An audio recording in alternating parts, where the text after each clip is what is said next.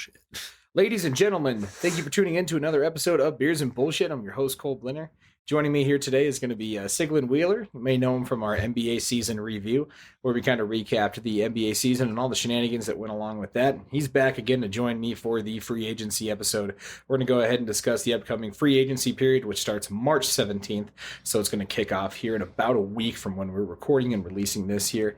And then we're also going to maybe dip-toe our our toes into the water here a little bit on the NFL draft as well, just because when you're talking about team needs, you're talking free agency. The draft kind of goes along with it.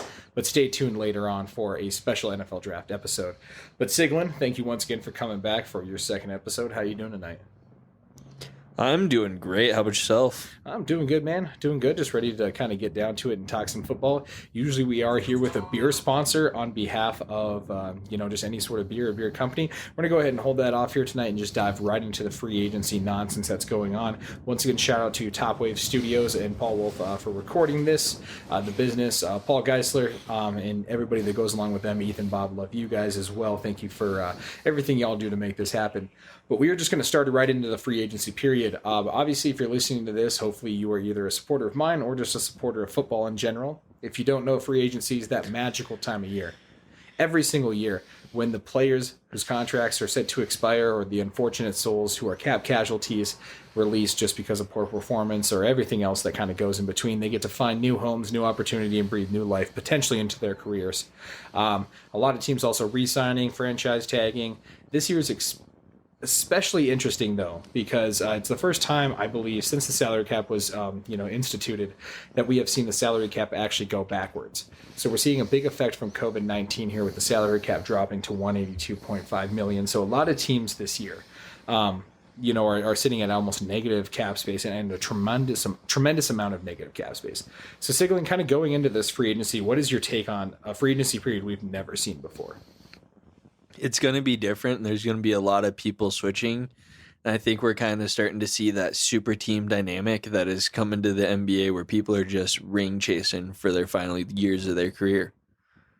And that wouldn't be probably the worst thing ever, because the NBA, for probably the casual fan that doesn't know, the salary cap works a little bit different in the NBA than it does the NFL, because in the NBA you have a salary cap and then you have a hard cap. So you have a salary cap as far as what you can free spend as far as like free agents, as far as taking on additional salary and trade, so on and so forth. But then you have a hard cap, and then you also have a luxury tax limit that's somewhere in between that to where you actually get taxed extra money.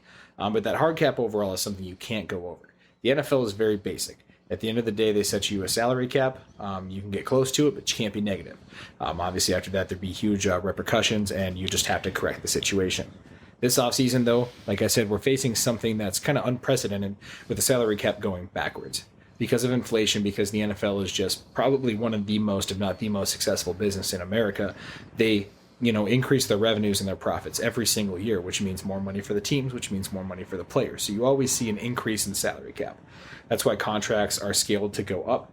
As far as, most of them, the majority of them are scaled to go up in tenure, with a lot of the bonuses and guaranteed money kind of coming in the front end there. So that's where this year is interesting, because you have, a plethora of cap space for teams who were probably expected to not be good and had a lot of, tanking probably going on within the building. Teams like the Jaguars, who are sitting there at $73 million in cap space, the Jets at $69 million in cap space, the Patriots, who have $68 million, the Colts, who have about roughly $46 million. Ciglen, we're going to go ahead and cut right in there. You're a Colts fan. How are you feeling about having the fourth most cap space at this current time going into free agency? I'm loving it. I think we're going to go after someone like Shaquille Barrett now that we know he's not franchise tagged. I think he's going to be a great person for us to try to go after, and maybe a receiver piece like Juju or someone along those lines. Yeah, and those are names you're definitely going to hear here, with Shaquille Barrett being the number one, probably pass rusher on most people's free agency boards. Juju definitely being in the top 10 as far as offseason receivers that are available in free agency. But yeah, I mean, once again, you're sitting at those cap situations. The Bengals, the Redskins, my apologies, not the Redskins, the football team that is from Washington, because that's never not going to be weird to say. And then you also have the Dolphins and the Broncos rocking out about $30+ million of cap space. Then you talk about the ugly nightmares. So this offseason, I think we had a record. What was it? Going into the offseason, I think there was 11 or 12 teams that had negative cap space. I believe so. Yeah. And so with that negative cap space, you had teams like the Saints, the Rams, the Chiefs, who were, I mean, in the double digits. You're talking 20, 30 at times with the Saints. It was looking almost $80 million in negative cap space. Obviously, they're turning those situations around. The Eagles, in a trade that we're going to discuss later, taking on a lot of dead money, are also sitting at the bottom there with negative 26 million. But currently, the bottom five rocks out at the Rams at negative 33 million, the Saints at negative 31 million, the Eagles are negative 26 million, the Chiefs are at negative 20, and the Bears are at negative 17. So a lot of teams there that need to go ahead and restructure some contracts, or you can expect some cuts or trades from the teams going forward. But that's just to kind of set the table of where we're at going into this 2021 free agency period, which is just going to be absolutely crazy. Ciglen, we're going to dive into the offense, but any final thoughts before we kind of get into the breakdown here? No, you covered it pretty well. Gotcha. Yeah, sorry. I tend to kind of get in depth here. Was definitely prepping up for this free agency period because with everything going on, we're going to start off right away with quarterbacks. And the first thing I'm going to bring up is Dak Prescott's extension. It seemed like you almost didn't know if this was going to happen. I was really hoping he was going somewhere else. Right? Just the internal sports fan part of you is just sitting here wondering, you're like, okay, what if a quarterback like Dak Prescott hit the market? Because it's someone I'm going to bring up here shortly in Deshaun Watson, but you don't see quarterbacks who are this good, this young, hit the market. And so you almost thought with Prescott, maybe. But, at the end of the day, Jerry Jones, does pull the smart move. He does pay the man for 4 years, $160 million. I believe a record like $130 million of it is guaranteed. 126 is guaranteed. $126 million of that is guaranteed. So, fantastic. Obviously, quarterback contracts have just absolutely skyrocketed through the roof. I mean, I remember years ago when Derek Carr signed his contract for a modest $25 million a year, everybody was looking around like, holy cow, that's, it was actually the biggest contract at that time, even with quarterbacks like Tom Brady and Peyton Manning playing in the league. But you just look at where like Patrick Mahomes is set to probably make, I think, $45 million next year. Dak Prescott's going to be in the $40 million a year range. Obviously a smart move to lock this up. What are your just overall thoughts on the Dak Prescott contract? What do you think of the terms? I think the terms are great. It sets him up for long term. I mean, even if he gets injured, he is set, and that's what he deserves for everything that he's sacrificed and put through for that organization. After playing on the franchise tag last year and getting completely demolished in week 4, I mean, I feel like Jerry had to do this to make it right if there was going to be any sort of salvaging that relationship at all. So theoretical question here. Do you think Dak Prescott gets paid less if he puts in another 4,000 yard, 30 touchdown season? The Cowboys maybe make the playoffs, get bounced in the wild card, or don't make it at all. They probably make it in that NFC East. That's really weak if Dak stays healthy. But say they do another mediocre, kind of under expectation season like that, lose in the first round essentially. Yep, essentially. Do you think Dak gets paid $40 million a year if he doesn't go down, get hurt, and then the team crumbles afterwards? No, he does not get paid that much. Okay, because that's exactly what I'm thinking too. He doesn't make, Patrick Mahomes money, just right under Mahomes, because that's the benchmark now. Yeah. So obviously looking at, $45 million a year, Patrick Mahomes is monster contract. But yeah. He's also got it at less years, so he's able to go sign one more big payday while he's still in that prime age. Well, exactly, because Dak Prescott's 27 years old? Something. Yeah, I think he's under 28 years old. So obviously at that point you talk about 4 years, a quarterback 32, especially for someone who obviously is athletically inclined, but I'd say his game is not exactly as run based as maybe a Lamar, even to a minor point, Patrick Mahomes or Deshaun Watson is. Like, in Dallas, he's kind of gotten the benefit of being a pocket passer a lot more. So you couldn't see Dak stretching out probably another 10, 15 years. I don't know if this is his last big contract. No. Yeah, but it definitely puts him in position for an increase in the next one, and probably even after that too. But on the counterpoint, though, something I did read today that was kind of interesting because it was a meme, but it kind of made me think about it a little bit more. It was talking about how quarterbacks go out and they get these big contracts. Like Patrick Mahomes goes out and signs this big contract, but then loses to Tom Brady in the Super Bowl, who continuously, I don't think Brady's actually ever been the highest paid quarterback in the league. Like, I don't think even for a split second, like in all the media frenzy that kind of goes on with the NFL, I don't think he's ever been the highest paid. And everybody would kind of argue that at this point, Brady is definitely like the top of that GOAT conversation. I don't know if it's undisputed, but you could call him the GOAT. And I don't know. Maybe there's a methodology. Like, what do you think when it comes to quarterback contracts eating this large amount of cap space? Well, I mean, on Brady's half, when you got a wife that brings in almost $1 billion on her own, he can afford to take those cuts. The resident trophy husband, as I'm going to always call him on this. So, yeah, I think I personally think that, while it's noble and everything, we can look at the millions of dollars. Everybody has an ego and everybody wants to get paid, like their contemporaries. And like you said, I think Brady, it's a little bit different because he was almost probably forced in some situations in New England to take the contracts that he did, or it was like, well, go try your luck elsewhere. Wasn't it he's getting paid the most he's ever been paid in his career in Tampa right now? Oh, hands down with I think the most percentage of guaranteed money, because even then his contracts in New England were extremely team friendly.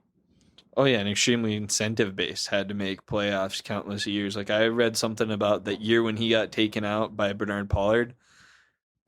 He lost all sorts of money on incentives that year, and none of that was guaranteed. So I think that is kind of something that goes hand in hand with what he was dealing with there. Exactly, and obviously the Patriot way is a certain way, but very old school style of mentality as far as it's regarding to not paying players. And obviously, I'm very pro player on this. I think there's a certain amount of money the NFL makes. Obviously, I think it's distributed evenly every single year, and so for the players to be making what they're making, it's only within a budgetary restraint. You can't be mad at these guys for making millions of dollars when they're in $1 billion industry that only employs upwards of what, maybe a couple thousand people overall, if you actually really think about it.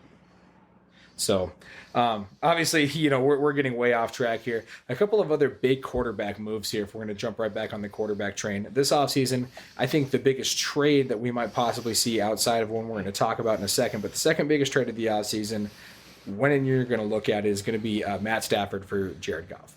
So, Ciglen, go ahead and give me your recap of this trade. I think that was no one really saw it happening until you saw the reports come out that he was upset with the front office and how everything was going there, and he said he wanted out.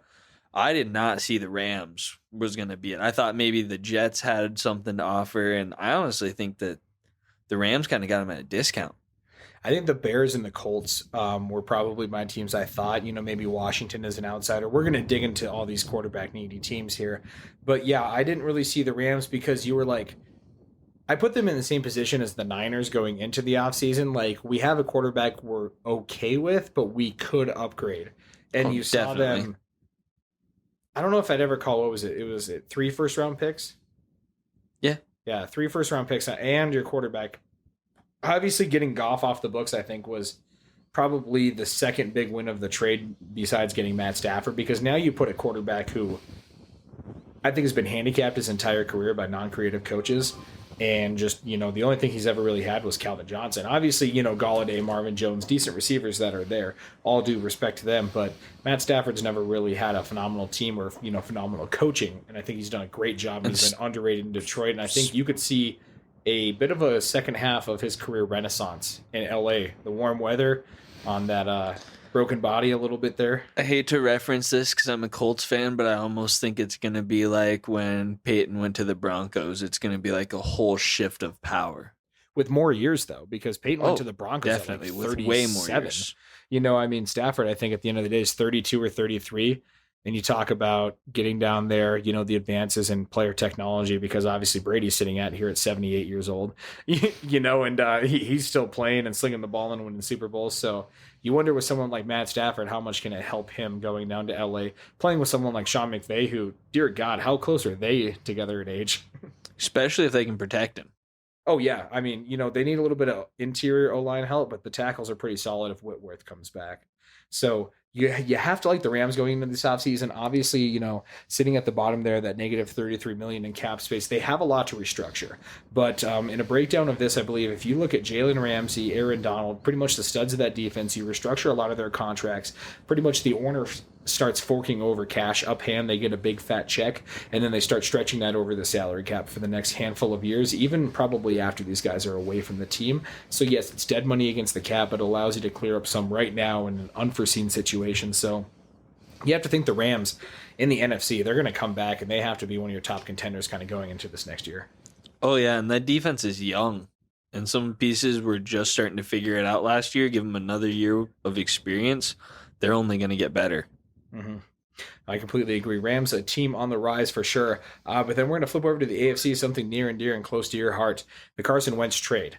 Just being an Indianapolis fan, I'm just going to go ahead and give you a second. Just break this all down for me. Break down the trade, all the terms, stipulations, and how you personally feel about it. So when it was first announced that Carson Wentz wanted out, I am a huge Colts fan. I wanted the Colts to trade for him. I thought he would be a perfect piece for us. I thought that is what we needed. You pair him up with Frank Reich, the offensive coordinator that put him in MVP form. If it wasn't for an ACL tear, he was the MVP that season. They still probably won the Super Bowl the way he was playing. I don't care what anyone says. People say it was Nick Foles. I think Carson Wentz would have got it done. You've seen the way he was playing, the numbers he was putting it up before that horrific leg injury. Now, everything that comes at it with the fact that we're getting him at a discount, I believe we are paying him less than we paid Phillip Rivers last year. Yeah, you guys still retain a hella amount of cap space because the Eagles were obligated to pay him, I want to say, around 80% of his salary this year. So you're talking probably, I mean, let's just go ahead and bullshit it here, about 18 to 24 million, just to shoot a wide gap there, is going to be paid by the Eagles. I think you guys at the end of the day are paying him rookie quarterback money, and we're not talking round one either. We're talking like 2 or 3. So you're talking I think 8, not 8 million, maybe like 4 to 6 million, maybe. I think is what you guys are paying him at the end of the day. I know it's relatively minor. I don't believe it's that low. When I was doing my research on it, when it was first originally happening, unless something's been restructured that I didn't know about, was that it was like 19 or 18 million for a season. Because what Philadelphia did was they paid off all of his guaranteed money that they still owed him. So that's where that 33.8 million came in dead. And then we took over the rest of his contract.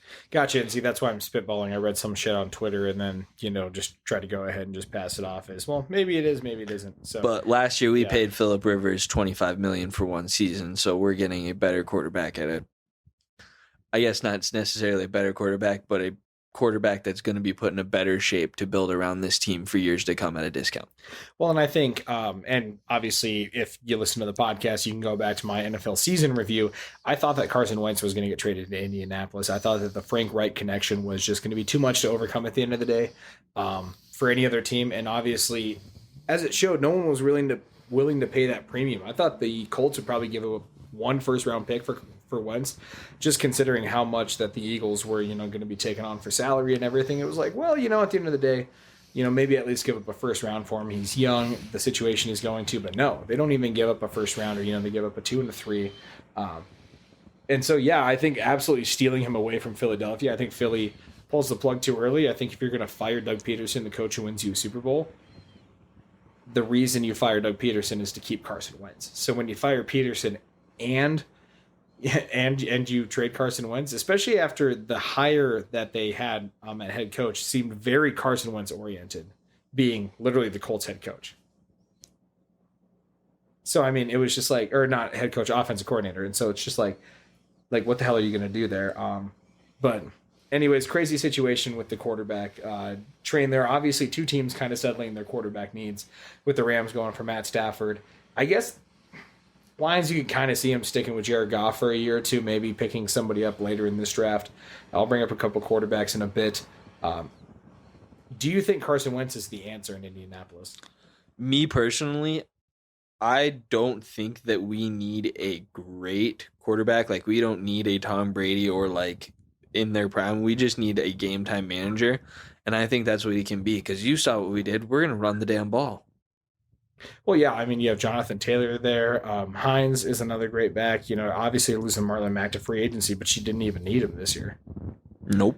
So, yeah, behind that offensive line, which is just a road paver, the Colts can do some special things here this offseason. And Carson Wentz is going to have some receivers that know how to catch the ball for once. Well, yeah, because Michael Pittman Jr. is looking pretty promising there. And then you're talking about the receiver draft class that we're going to dive into. Not only that, but the free agent class that they're probably going to make a splash in. Like I said, definitely things we're going to get to here, but Indianapolis is looking very promising going into the year. But the quarterback carousel has just begun, because with Carson Wentz and Matt Stafford, there becomes a shit ton of other quarterbacks here that are looking for new homes this offseason.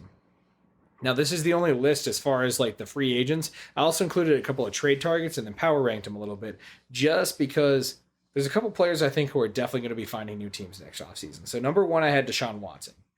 Just because Deshaun, I think right now is available. He's requested a trade, almost demanded a trade from the Houston Texans.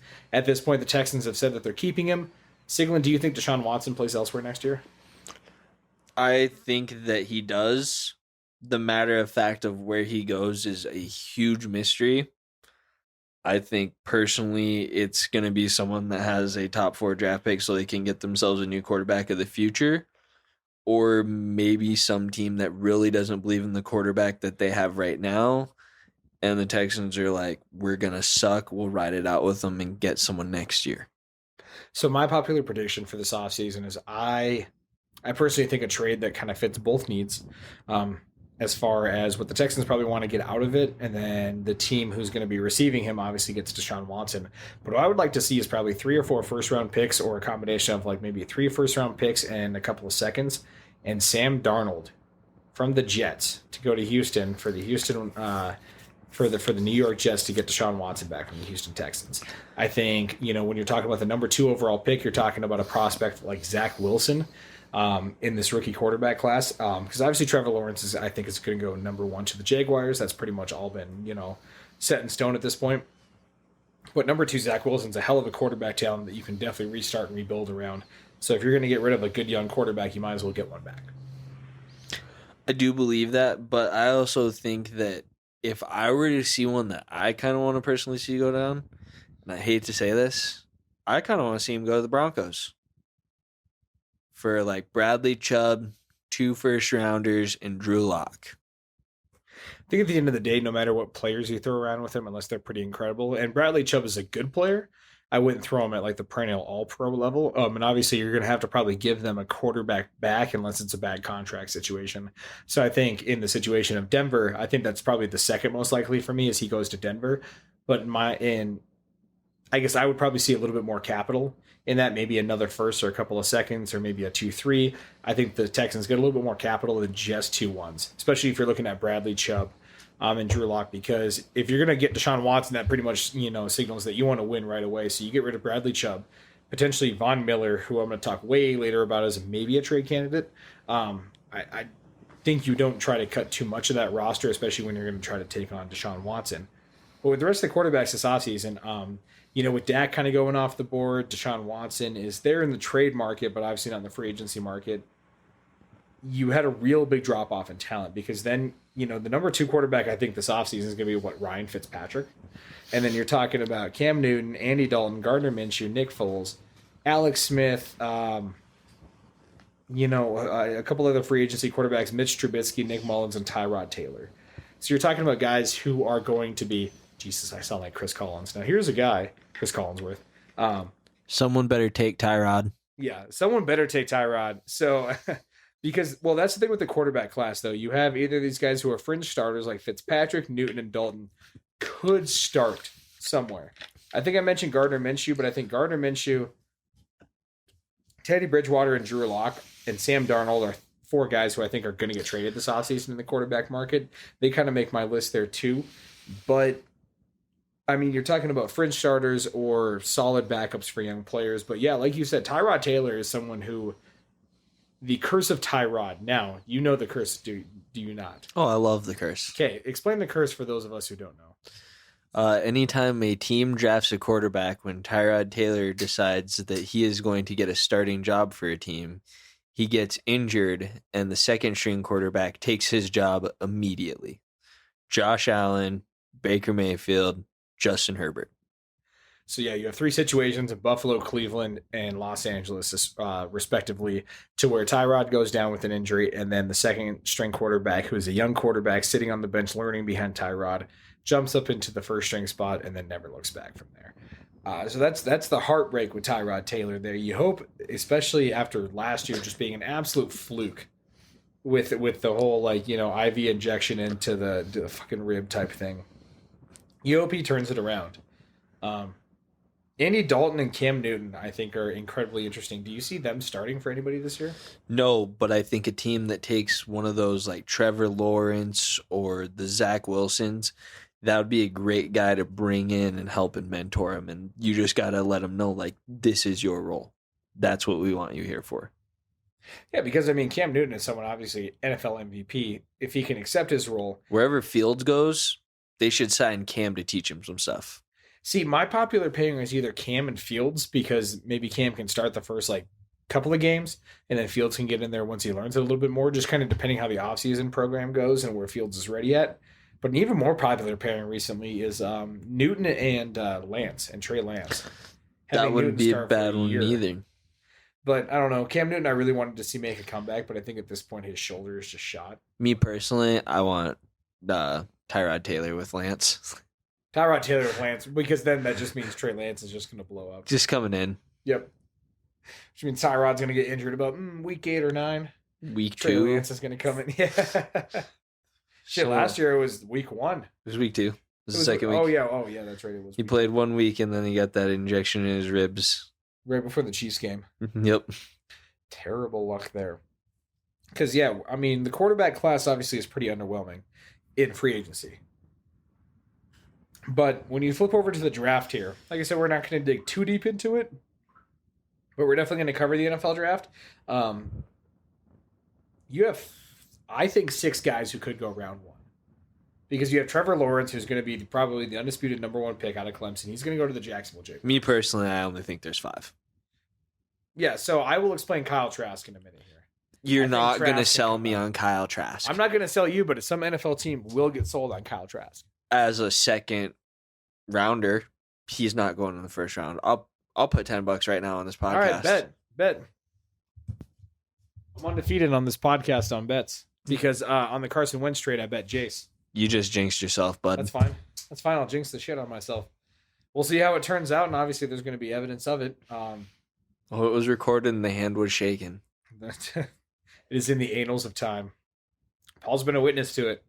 So, but after Trevor Lawrence, I mean, you got him going number 1. Zach Wilson, I think, goes number 2 in almost any world, whether it's the Jets or not. What is your opinion on Zach Wilson? Do you think they go with him at number 2, or do you think he goes to another team? I personally think I've actually been hearing a lot more buzz on Fields. So I was originally had Zach Wilson going second, but also I was thinking more about it. Urban Meyer could shock us and take Fields just because he's an Ohio guy. Knows the system a little bit, knows a little bit about his background, probably was recruiting him when he was a young kid.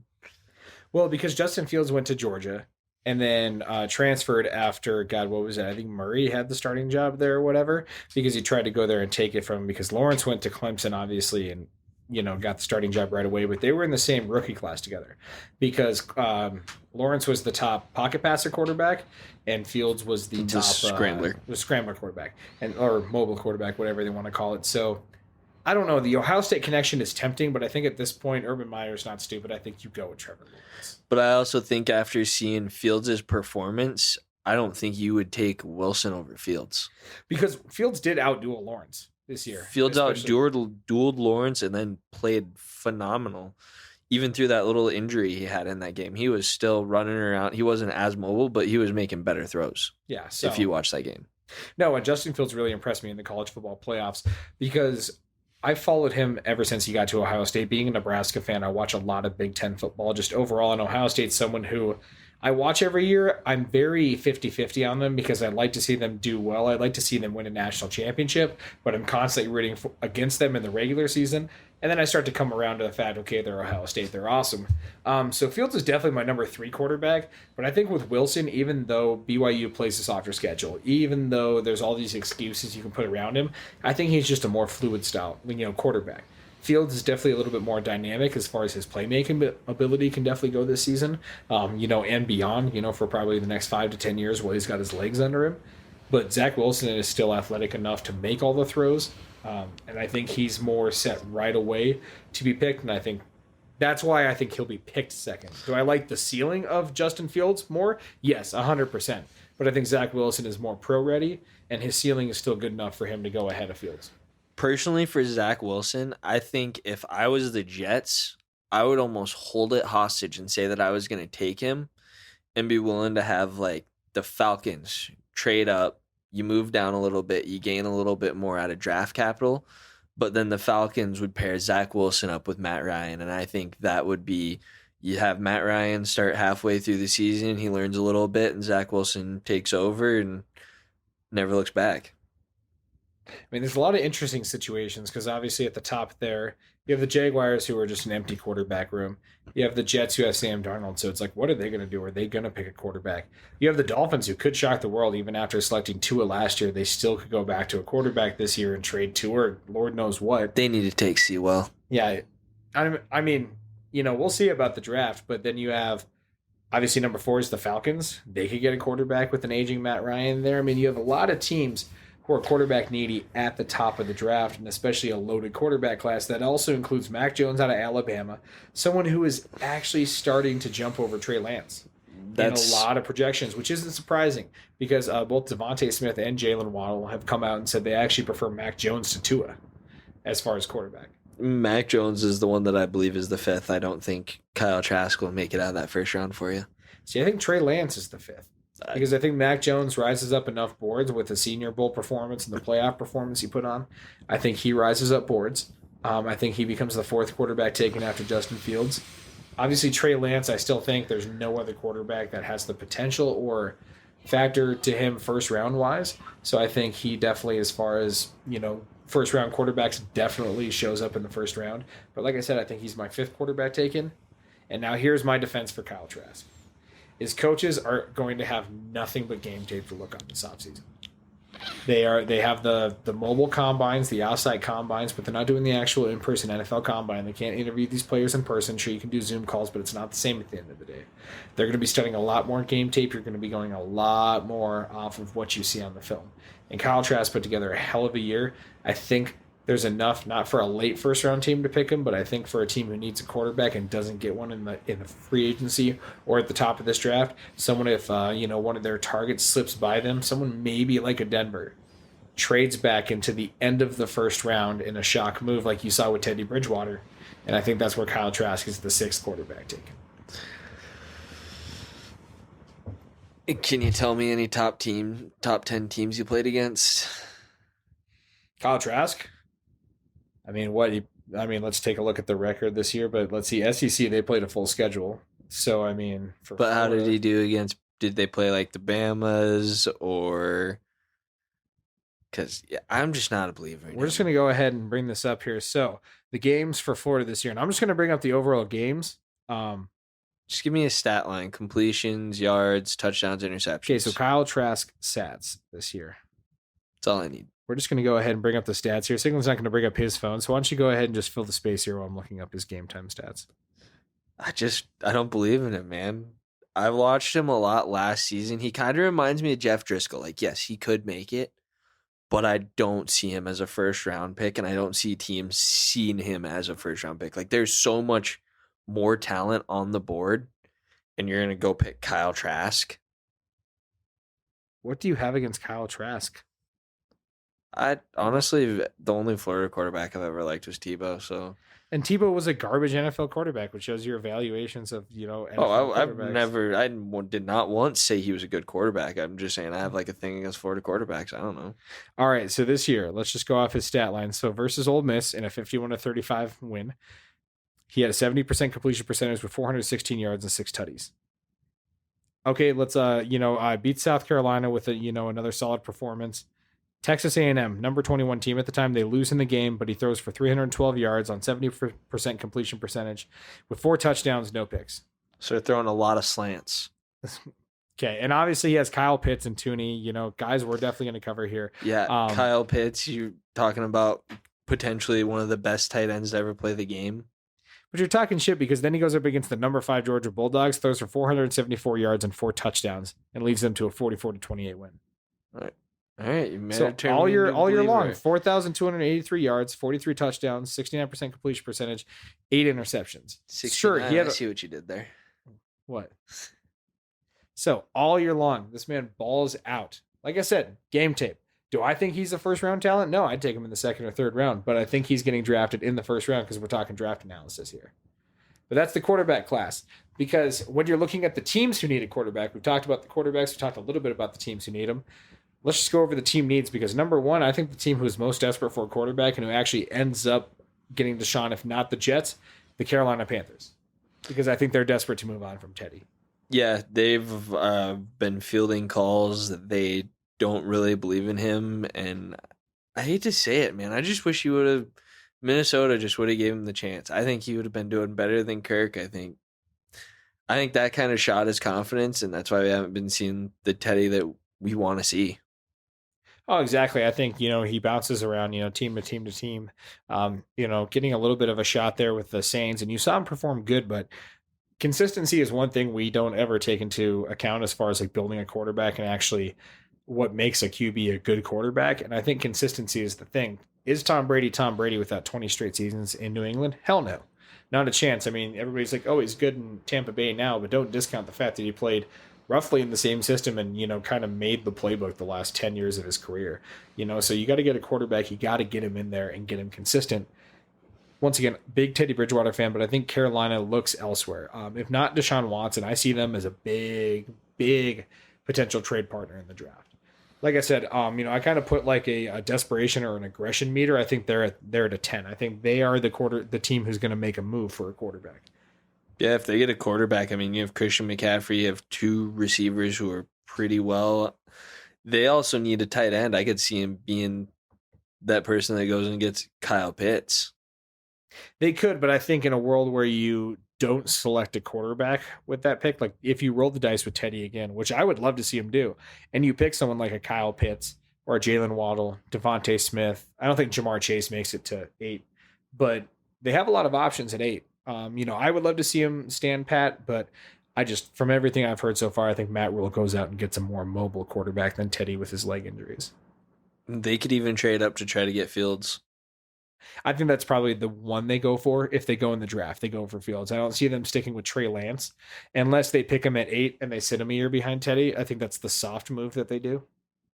That wouldn't be a bad move, though. That wouldn't be a bad move at all. I think it'd be one of the smarter moves. I sense desperation from Carolina with a new coaching regime. Well, I mean, look at that division. That division could potentially be the toughest division in football. Well, yeah, because you have the Falcons who, sure, they're picking 4th, but they lost, 7 of their games in the past fucking 90 seconds, it seems like. Well, yeah, by one score. Yeah. So, and then you have your returning champs, your NFC always screwed in the playoffs. Saints. Yeah. Saints. I don't know how to say that. They haven't been champs for years, but and then I mean, yeah, if Carolina could get a team, that would be fun to watch. You wouldn't know who's going to make it out of that division, and it could be anyone's game any given day. Exactly. So I think they're desperate for a quarterback, and that's why they're doing it, is because they're in such a heavy-hitting division. Another team that's really desperate for a quarterback here after letting Mitch Trubisky go is the Bears. I put them at a 9 on the desperation meter. I think they both draft a quarterback and then either that and keep Nick Foles or, bring someone in and trade Nick Foles. What do you see the Bears doing? I mean, everyone wants them to get Russell Wilson. It was reported today that Russell does not want to leave Seattle, but yeah, they need a quarterback, especially if they're going to franchise tag Allen Robinson when all he wants is someone to throw him the damn ball. Exactly. He's like, either get me someone to throw me the damn ball or get me out of town. And they're like, nah, we'll just keep you for one more season, bud. Yep. Nope. Fuck you, Allen Robinson. Because another team was really desperate for a quarterback after the Bears is going to be the Patriots, which I actually see them doing something really interesting. I don't see the Patriots going through the draft at all. I see them doing the Bill Belichick bullshit. I would love to see a Ryan Fitzpatrick, Mitch Trubisky combination. They're going to go get Jimmy G back. You really think so from the Niners? They're going to go get Jimmy G back. Predicting it here on the show. So there's evidence and we'll see of it. Kind of going down the list, Washington, it kind of seems ripe for a Cam Newton reunion. I think they're quarterback desperate, but I don't think, or quarterback needy, obviously with, Taylor Heineke being the only guy in the building right now. But I think they go out and they get Cam Newton and they kind of settle on that. Yeah. Yeah. So, I mean, former Ron Rivera guy. We'll know his system decent enough to plug and play. Oh, yeah. Yeah, exactly. He'll kind of know the offensive system, not really have to deal with it. Another team I think is more likely to kind of make a splash, the Broncos. You talked about them with the Deshaun Watson trade. I think that actually wouldn't be a bad team for Tyrod Taylor to go to, especially in backup Drew Lock. That wouldn't be a horrible situation. Doesn't really fit the scheme too much, Tyrod, but maybe they could start him and Drew Lock will instantly be better. Yeah, shit, no kidding, right? Just start Tyrod week 1, have him get sacked, go down for an injury. It's Lock's time to shine, baby. He's back to what he was like the final 6 weeks of his rookie year. All right, we're kind of taking this Tyrod thing a little too Yeah, far. I love Tyrod Taylor though. But yeah, moving on. I think the Jets obviously desperate for a quarterback. I don't think they love Sam Darnold. I think they trade him. I think draft Zach Wilson and call it a day. Maybe Justin Fields sneaks up into there at number 2, but I I just don't see Sam Darnold sticking with them, which I love Sam Darnold. I think he could do better elsewhere though. I read a report that their new coach kind of wants to give him a shot. And Robert Sala he's a good coach, so maybe you stick it out with the guy you drafted, third overall a couple of years ago and put so much draft capital into getting. I mean, you look at his tape. If you put him in the right system, you get him a few receivers. Maybe you go out and you get him that Jamar Chase. Yeah, number 2. That would be a great pick. You Get him a go out Jamar and you Chase or get him Devontae Smith. Jamar Chase, a number 1 ready to go guy. And then you also, maybe get him a Jalen Waddle or one of those other lower tier ones. You get him 2 receivers and you let Sammy D just air it out. So you got Mekhi back in, you're bringing back Marcus May. You got all sorts of picks to build on. I mean, he's young. Build around him. Yeah, no, I like Sam Darnold. I think that's a popular option. Once again, I'm just predicting what I think will happen. What I would like to happen, keep Sam Darnold. Once again, get yourself Jamar Chase because you got Mekhi Becton, you got tackles there. Spend your money in free agency. Really build that offense around Darnold and what's not a horrible defense. I mean, you got a lot of holes to fill, obviously, being a 2-win team, but once again, they're not in the worst shape I've ever seen over the years, but still pretty bad. Going down the list, though, for quarterback teams, Atlanta, once again, they're a team I kind of, funny prediction here. I thought trade for Darnold and then start Ryan and then have Darnold take over. That would be a crazy one. What do you think Atlanta does this offseason? They got to do something. I mean, Matt Ryan has said candidly that he's ready to step down and take whatever role that they give him. He's just there to be a teammate. So if they want him to start and throw touchdowns, that's what he'll do. If they want him to sit behind and help a younger one learn to take the reins, that's what he's going to do. All he wants is his team to win. Exactly. And I think at this point, Matt Ryan's a ride or die Atlantean. You'd really like to see them turn it around, especially after losing so many games and really not. I shouldn't say they don't deserve to be in this position. Every team deserves to be where they're at, but they shouldn't be in this position if they could just close games. You'd like to see them, kind of ratchet that up a little bit. With the Eagles, your guys' trade partner in the Carson Wentz trade, what do you think they do as far as second quarterback? Because obviously I think Jalen Hurts starts there, but do you bring in someone extremely experienced, someone like a Cam Newton and Alex Smith, Nick Foles maybe in a trade? Do you bring in someone there to kind of back up Jalen Hurts that's a experienced starter? You're going to get someone to back him up, but it was announced today that the Eagles want to build around Jalen Hurts. They want to make him the cornerstone of their franchise for the coming years. Which you should. I mean, if you build around him, you progress him, let him make his mistakes. But Jalen Hurts, the ceiling is so high with that guy. Yeah, the ceiling's the limit. I mean, you saw it. He literally went from a team where he won a national championship and he was losing his starting job to going to OU to show why he left. He was like, this is why I left. I'm a starter.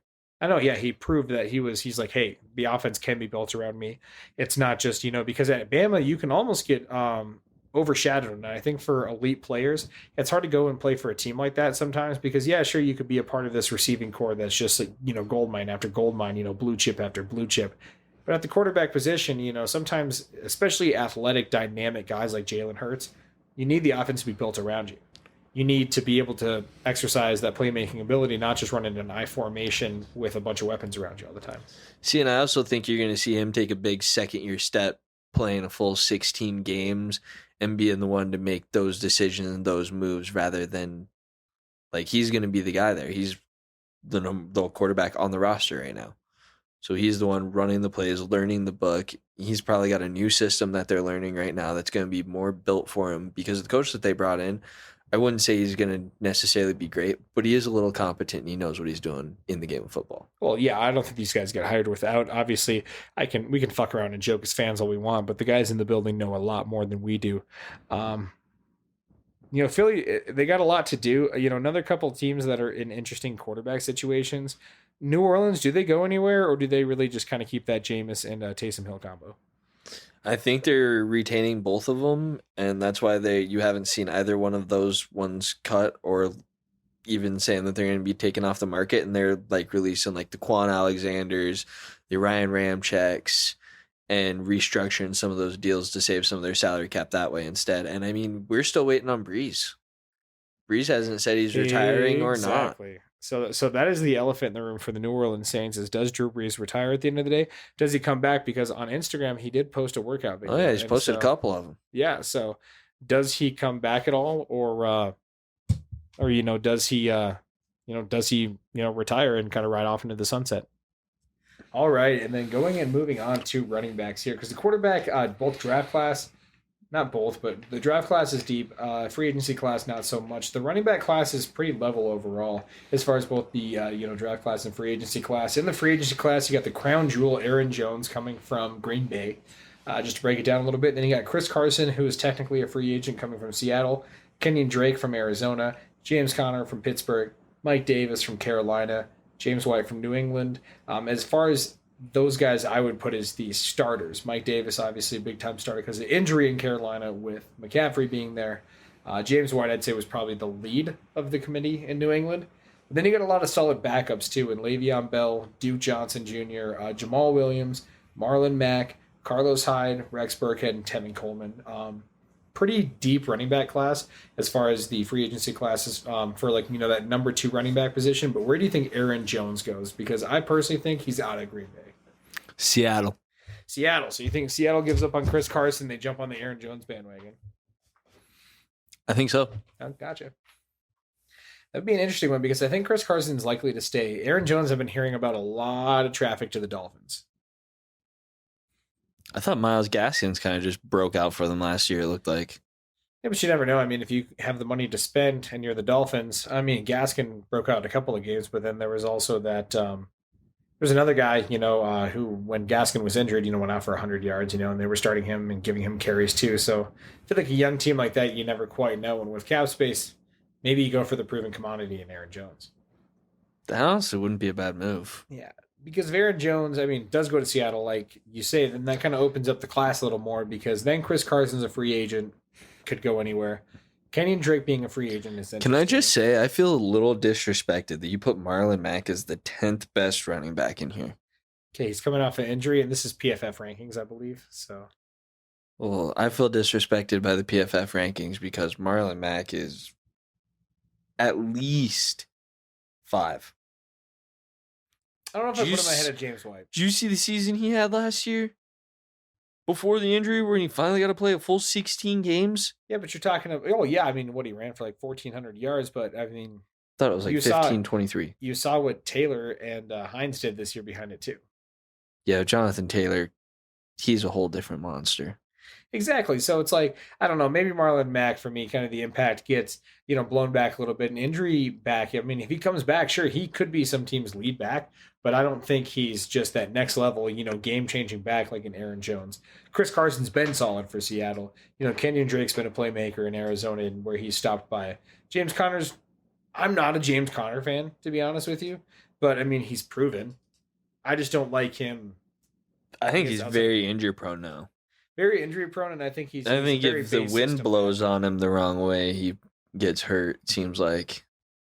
Yeah, and so same with Marlon. This Mack. is also just coming from a scorned James Conner fantasy fan too. So hands down, yeah. He ruined me this year. Yeah, murdered me this year. I traded him after one of his injuries, and thank God for that because he just kept compiling them after the entire year.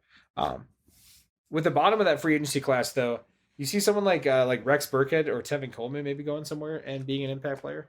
Rex Burkhead is a Swiss Army knife. He's one of the best utility players in the game, in my opinion. Well, I love Sexy Rexy.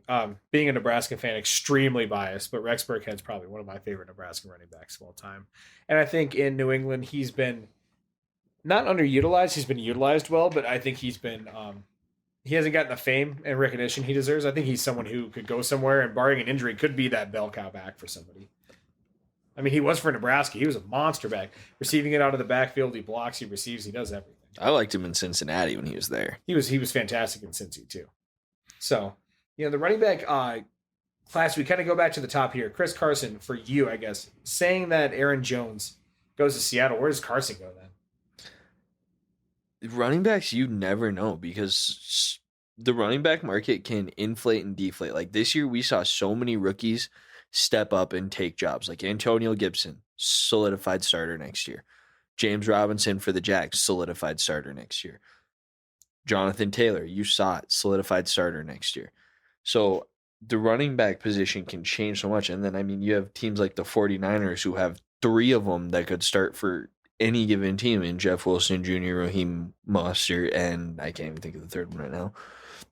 So the running back market switches so much. And what I'm honestly seeing is more teams are switching to is a two running back committee. So honestly, they could go to a team that already has an established running back to just really give them that two-headed monster, give them some breaks so they're constantly fresh.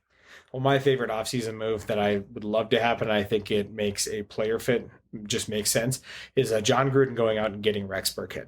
Because I would love to see him go out there. But you kind of made an interesting point about the player market. Because running back, I think, is the most devalued position in probably the past 10 years of football. I think it's actually picking up it's bringing up its value in the last 3 years than it was.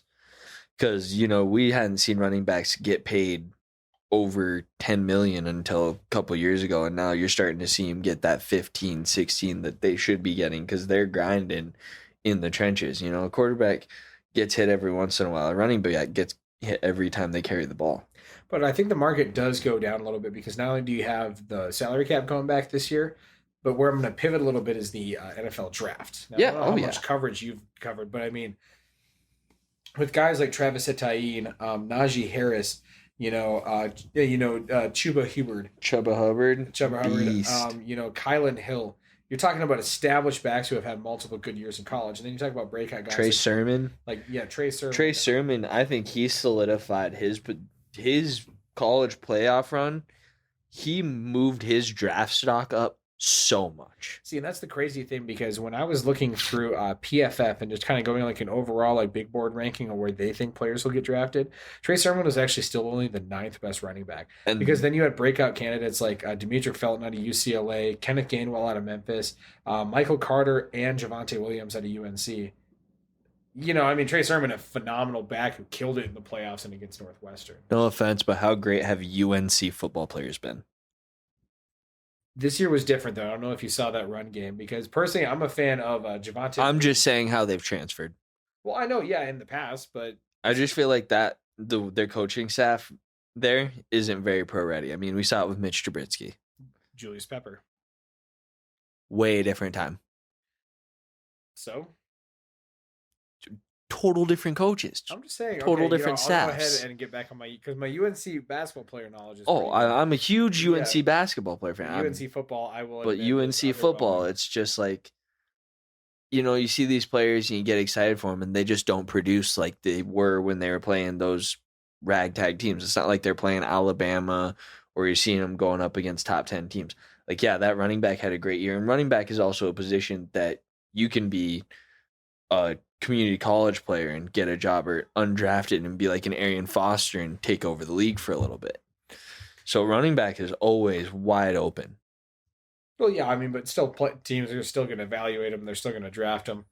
I don't know. Like I said, I'd like to see one of these guys go out there, but to my original point, it kind of devalues the running back position. Like you said, when you kind of get an undrafted player, because there's a guy I probably didn't even list in my draft rankings that could go ahead and just blow up the NFL next year. You talk about a Robinson, a guy who's a 4th-round draft pick. I think all my guys are projected to go in either, the top 4 rounds. So someone, if I'm reviewing the draft last year, maybe I don't cover. Undrafted guys like Arian Foster and everybody else, who's kind of going under the radar a little bit. You never know with the running back position, but there's certainly a lot of teams who need them. Oh, yeah, everyone needs a running back. Because, even though you got Myles Gaskin, Miami needs a running back. I think Atlanta needs to look at a running back as well with Todd Gurley. Pittsburgh, losing James Conner, the Jets are going to be looking for a running back. Arizona, do they bring Kenyon Drake back or do they go elsewhere? Pittsburgh also has a carousel of young running backs. They draft like 2 a year. They do. They are always drafted, especially since Le'Veon. They probably don't want to get hurt like that. Benny again. Snell. They got Edmonds, who should be coming back from injury. That's right. I always forget about, was it Chase Edmonds, Yep. I think? Yeah, Chase Edmonds. He's a good young... But once again, team who's probably still going to draft another running back. Oh. That's like a guaranteed. So I think Buffalo goes out and gets one too, either through the draft. I'd like to see them get like a Jamal Williams. I honestly think Buffalo would be a great place for Chris Carson's. Yeah, because, Zach Moss and Devin Singletary were decent last year. but they're not your guy. Well, yeah, Chris Carson's your guy. Chris He Carson's your lead. He's your bell he cow. could be your guy. Oh, 100%. Take some of that pressure off of Josh Allen, alleviate, stretch the field out a little bit. That would be a great move, honestly. I think so. I think it'd really push him over that hump to get, over the Kansas City Chiefs and the Baltimore Ravens. Even though they didn't have to, play the Ravens, I still think the Ravens are a contender in the AFC. And get over, whoever emerges next. What is before we move on to positions here, what's your big running back move of the offseason? Like if you are any team and you could take any team over for one day, what is the move you make for running back? Draft or free agency? Or trade even?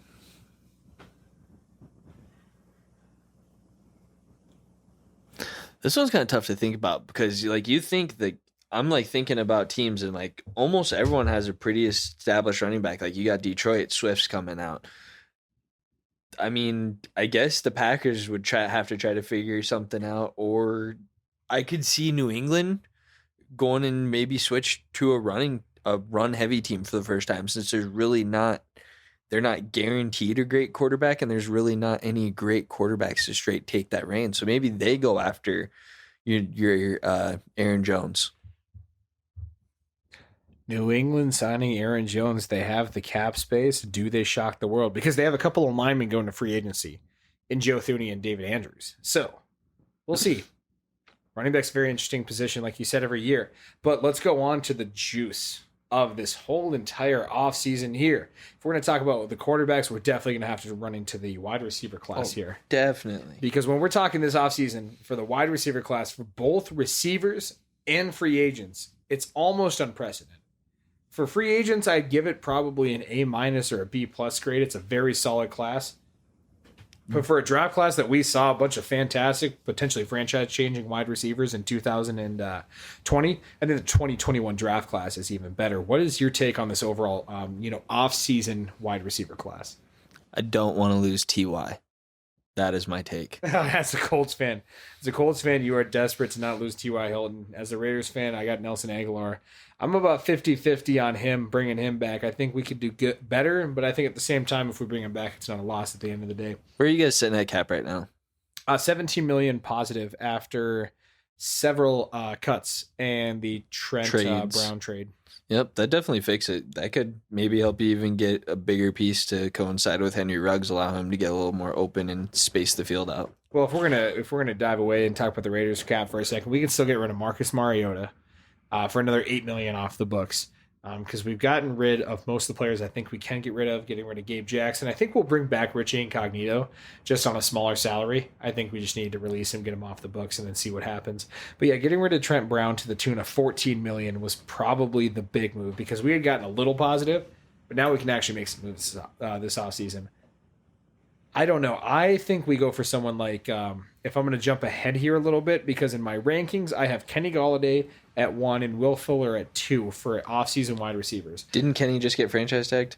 Kenny did not get franchise tagged. He did not. He did not. The Lions did not tag because that is, I think you flip-flop it. Because if we're going to talk about the wide receiver moves so far that are kind of shocking, Allen Robinson III getting franchise tagged by Chicago is smart because I think they trade him. But technically, he is now off the market. Chris Godwin, franchise tagged by the Bucs, so he is off the market. He's playing for the Bucs next year. We probably both assumed that, unless he was blown out of the water. I kind of had the Colts giving him like $20 million a year to go there, just to really get a number one threat for Carson Wentz going in. But obviously, he's standing pat. But my popular move now is I think Kenny Golladay. He's not franchise tag. I think he goes to the Colts. I could see that. Young receiver, number one. He's like, what is he, 6'4", stretches the field. Fantastic possession receiver. You don't see him drop a lot of balls. Crisp route runner. Really not a weakness to his game, but yeah, that 6'4" possession receiver, kind of a little bit like a young Alshon. Not as physical, a little bit more route running based, but definitely that big catch radius that Carson Wentz was kind of used to in his young career. You go out and you get someone like a Kenny Golladay, because I don't know how he does with the speedster. I don't think they go out and they get someone like a Will Fuller. I could see Juju there as a backup if they don't get Golladay, but I think Juju goes to the Raiders myself. That's kind of where I was going. Is I think Juju goes to Las Vegas. Or maybe, I don't know. I think you guys could shock the world. Maybe get a Kenny Golladay and then also double down and get like a Corey Davis. Because he's number 4 on my receivers list. I think he's young. I mean, he's only 25 years old. And so, I mean, he's the second youngest, top free agent receiver besides Juju. I think he's the perfect number 2 that can kind of blossom. I think either we would get Corey Davis or he goes to Buffalo to coincide with Stephon Diggs. God, that would be dangerous. Corey Davis going there, because where are the Bills at for cap space here? If I'm looking across the list, the Bills got 19 million in cap space. They're right above the Raiders, so they can definitely go out and they can make a move for someone like Corey Davis. Definitely. So, also on the list, Antonio Brown is on the list here too. I think he just re-signs with Tampa Bay or he goes to Seattle or Baltimore. I think those are really the only 3 stops I ideally see him at. Yeah, those are the only 3 teams that would even take him. Yeah, I mean, he kind of shut up and settled down, the rest of the year, but still, he's still AB. T.Y. Hilton, like you said, you don't want to lose him, but in the world where you have to deal with the pain that just comes with being a human being, where does he go if he's not in Indy next year? Because I actually personally don't think he's back. Kansas City. God, could you imagine him taking over for Sammy Watkins? You got T.Y. Hilton, McCole Hardman, Byron Pringle, and Tyreek Hill. Just in your receiving core, not even just talking Travis Kelce. Straight lightning bolts. I mean, the Chiefs got to clear up, negative $20 million in cap space before they think about signing someone like T.Y. But yeah, once again, like you said, maybe he ring chases. I honestly think Patty is going to restructure his deal a little bit, save him some money on the books, and allow his team to fill some of their needs. So that's the biggest one. If they push up his signing bonus, essentially cash it out now, stretch it over 8 seasons, I believe, because of how his contract works. If they restructure him, Frank Clark, pretty much just all their big guys, Tyrann Mathieu and Tyreek Hill, they can get relatively comfortably out of this cap space. They could probably be operating with about $15 to $20 million. So, they definitely have options there. But, the offseason class, you're talking about Sammy Watkins. I actually had him a little bit further on my list at number 9 because T.Y. being at 6, I had Marvin Jones Jr. at number 7. I don't think he goes back to Detroit. I think he's still a decent number 2 who can go somewhere and catch some footballs. But he's getting older. I think he's like 32 years old. So maybe at this point, he's on a 1-year deal with a contender. Maybe it's like a fallout or a backup option for a Buffalo. If they kind of... That wouldn't be bad, or even he could go replace Corey Davis in Tennessee. Because, A.J. Brown does need, kind of a sidekick now. He needs something. I mean, not Fitzpatrick. Tannehill did fantastic last year. But, I'm not saying like that, yeah. But you always need someone to complement your number 1 receiver. They'll never see the ball. Well, exactly. You saw it happen. Unless you have Devontae Adams. I mean, you saw it happen that year with Julio Jones when he had no one next to him. He was... he couldn't score a touchdown. Exactly, yeah. You can get the yards all day, but Marvin Jones Jr. would be a perfect number 2 to pair with somebody. Someone who I think would also be a great number 2, even though it's heavily predicted he comes back to Las Vegas, is Nelson Aguilar. I like Aguilar. I think he had a great breakout season, but I also think that's a big part of Gruden's scheme. I think teams were keying in on Henry Ruggs often. Because later in the year when teams kind of, got wind that he wasn't producing, he actually ended up doing a little bit better, kind of getting some forced targets, but also not being the focus of the defense. But Aguilar just absolutely went off over the top. I would love for him to come back, but at the same time, I think he's going to be a little expensive for what I think his talent actually is. If we spend that kind of money, the $7-8 million a year, I'd like to see us go get someone like Juju. That wouldn't be bad. I think he could honestly go be like that third receiver to really put the Chargers to the next level. Oh, Aguilar. I mean, if he steps in, Aguilar joins Keenan Allen, Mike Will. That's a dangerous offense. I don't like to think of him going across the division, but if it happens, it happens. Because Sammy Watkins, though, is someone who's kind of like that Aguilar role a couple of years ago. That speedster who could really, upgrade an offense. What happens to Sammy Watkins? Because I don't think he goes back to KC. I think KC looks elsewhere. I don't think he goes back to KC. I think he's also kind of on that. I mean, he's still young, but he's so injury riddled. He's got the concussions.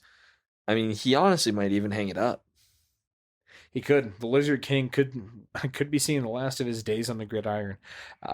So we will see where he ends up coming out. Number 10 and 11 on the wide receiver free agency rankings. I got Keelan Cole and Adam Humphries as far as 2 other guys who could probably make an impact. Keelan Cole is a good young gun who could still get a chance, with some reps. Really prove himself after kind of being in a rocky situation in Jacksonville. And then Adam Humphries, solid slot receiver in Tennessee. The slot machine. I think he could come back though. Just to Tennessee again. I mean, he could run it back. Just being a free agent doesn't mean you can't re-sign with your team. Solid 2-year cheap deal, about like $6 million. Yeah, something like two that. 2 year, 12 million, 9 mil guaranteed. Something nice and easy just to run it back a couple more years. Second year non guaranteed probably, Player option. player option, something like that. Um, yeah, so that's the free agency class. You was looking a lot better with Allen Robinson and Chris Godwin originally. You could also still have some trade candidates out there. I think OBJ is someone who I'm going to talk about a little bit later who could be traded. But then the draft class that we're going to break down and try not to spend too much time because I want to do a deep dive in. But for this draft class, I highlighted 11 players as well. We talked about the top three, just because last year you had this top three of what was it? It was Ruggs, it was CeeDee Lamb, and it was Jerry Jeudy. And you kind of have that run back again this year. You have two Alabama receivers and an outsider.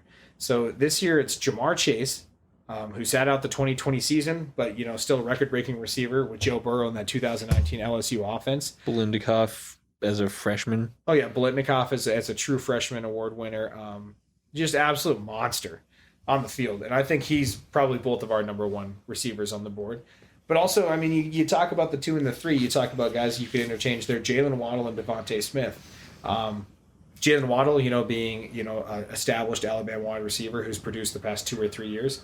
Same kind of with Devontae Smith, but you saw Jalen go off at the beginning of the year, look like he was going to have a legendary season. And then Devontae Smith just took over. Yeah, because that ankle injury took Waddle out up until the national championship game. I believe so, yeah. Yeah, so Waddle goes out for the year. Devontae Smith becomes not the sole target in that very talented Alabama offense, but he's still, the number one wide receiver in the number one offense, goes off, wins the Heisman. I think he's someone who, all three of those guys will be picked top 10. Do you agree? Oh, definitely. They have to. They are game changers. Yeah, game changers, and where you were seeing like truly like a 1A. Like this guy is going to step in and be like the premier target receiver for his team in the first year. Yeah, kind of like how you saw Justin Jefferson take over that role after week 4 with the Vikings. They will be like that.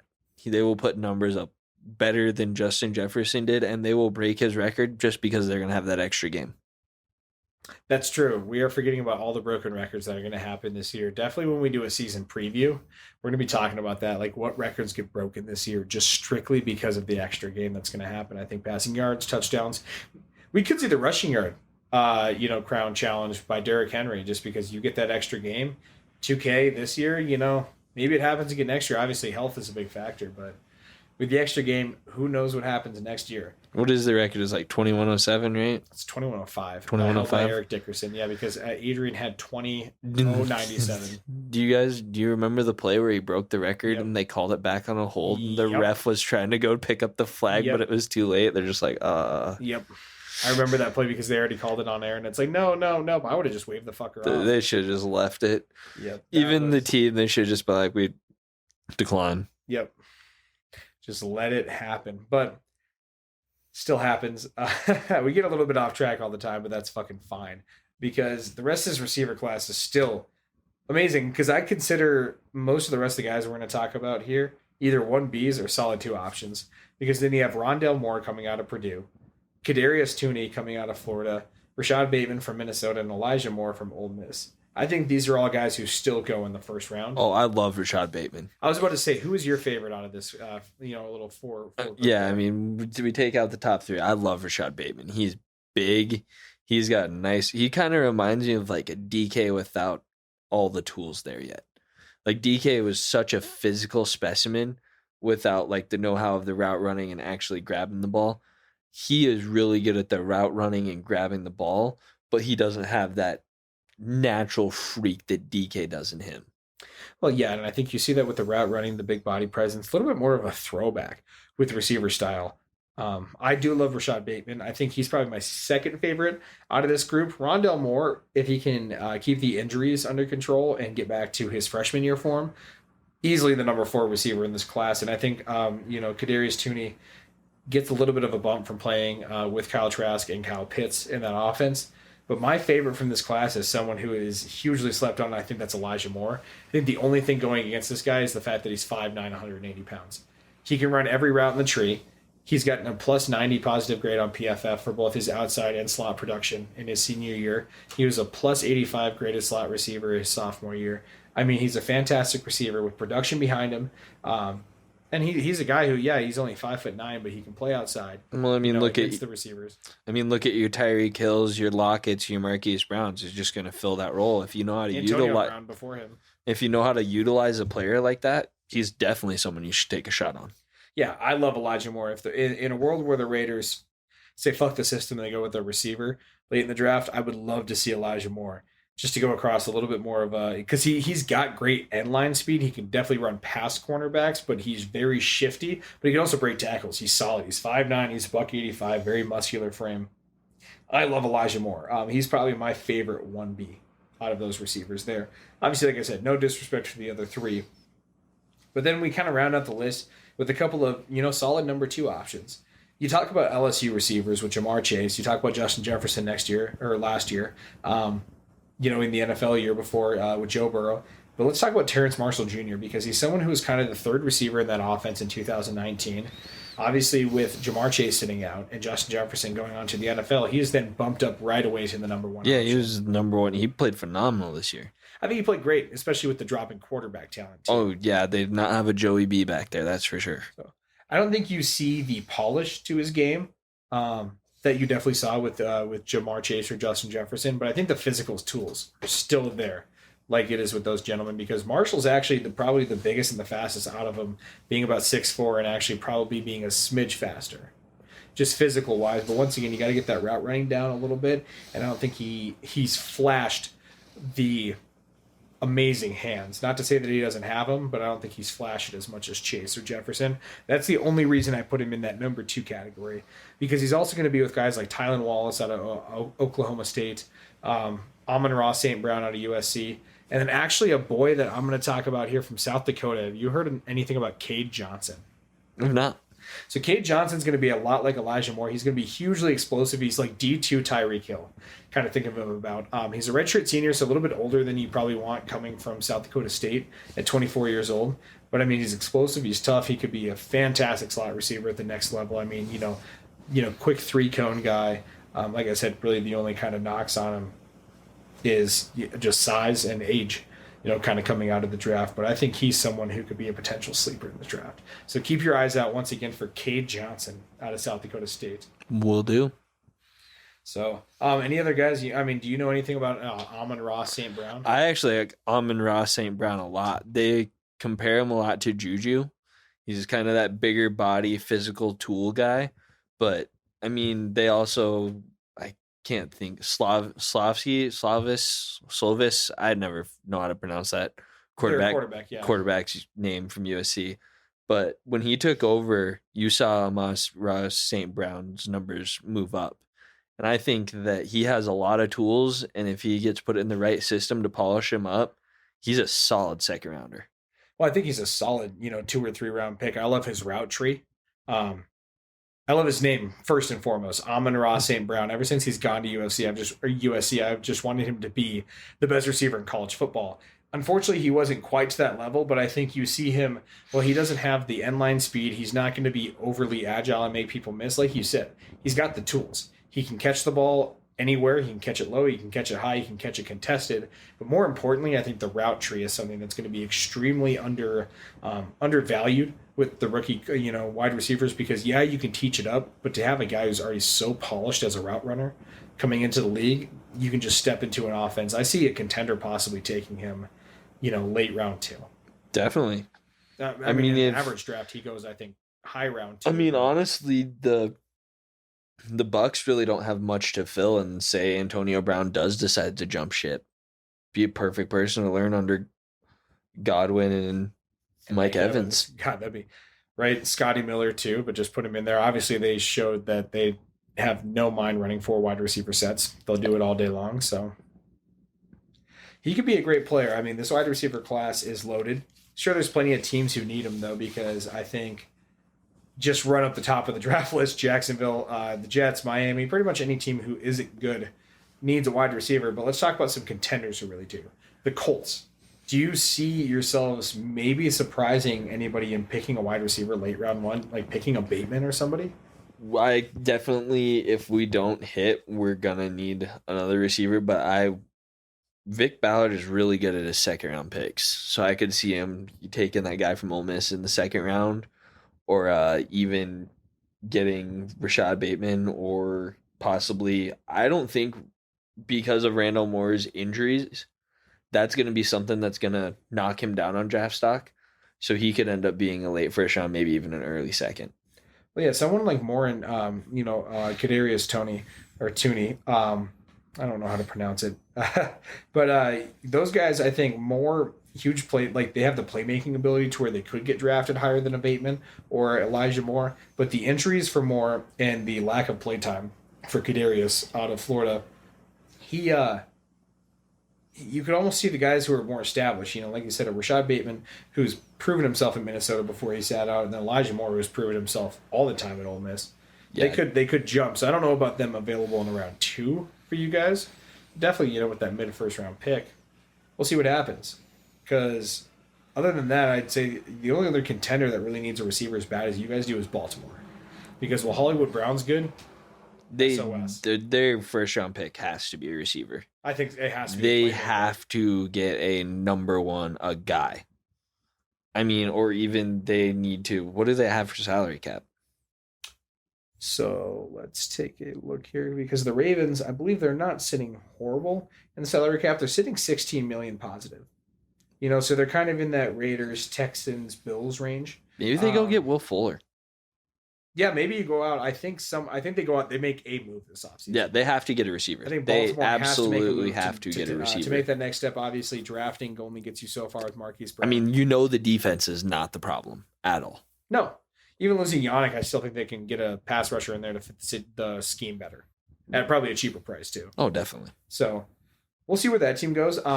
Kind of someone I want to cross over with a little bit while we're talking the draft here a little bit, just because the class isn't too deep. Let's go into the tight end class for draft, because Kyle Pitts is someone who's pretty much a receiver. Where do you see Kyle Pitts going at the top of that draft class? Because I'd almost put him in that Jamar Chase, Devontae Smith, Jalen Waddle as a 1A playmaker. Oh yeah, he will change your team like a Kittle.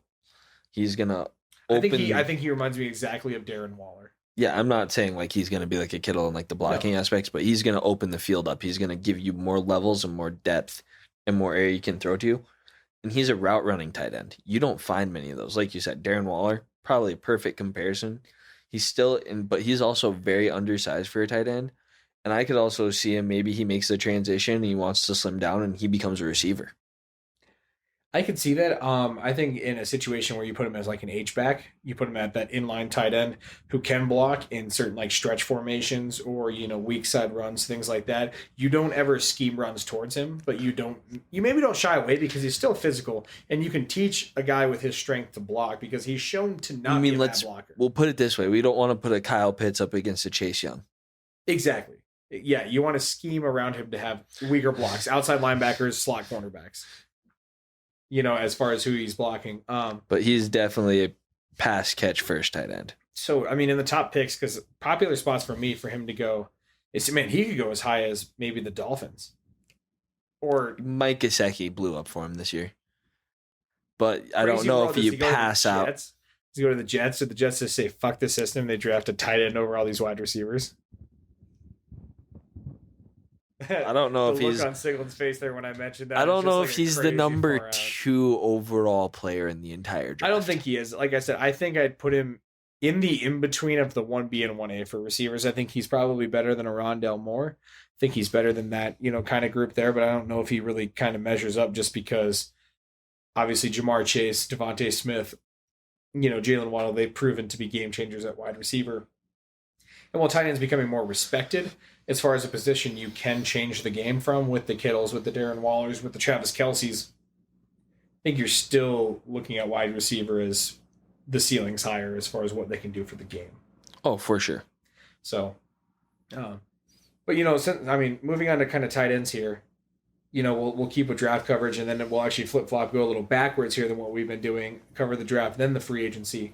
But for the draft, after Kyle Pitts, you kind of got a drop in talent. I don't even know if you know who any of these guys are, because I definitely didn't going into my draft class, but I want to point out the number 2 tight end for my draft ranking, Pat Freiermuth, is a fantastic name.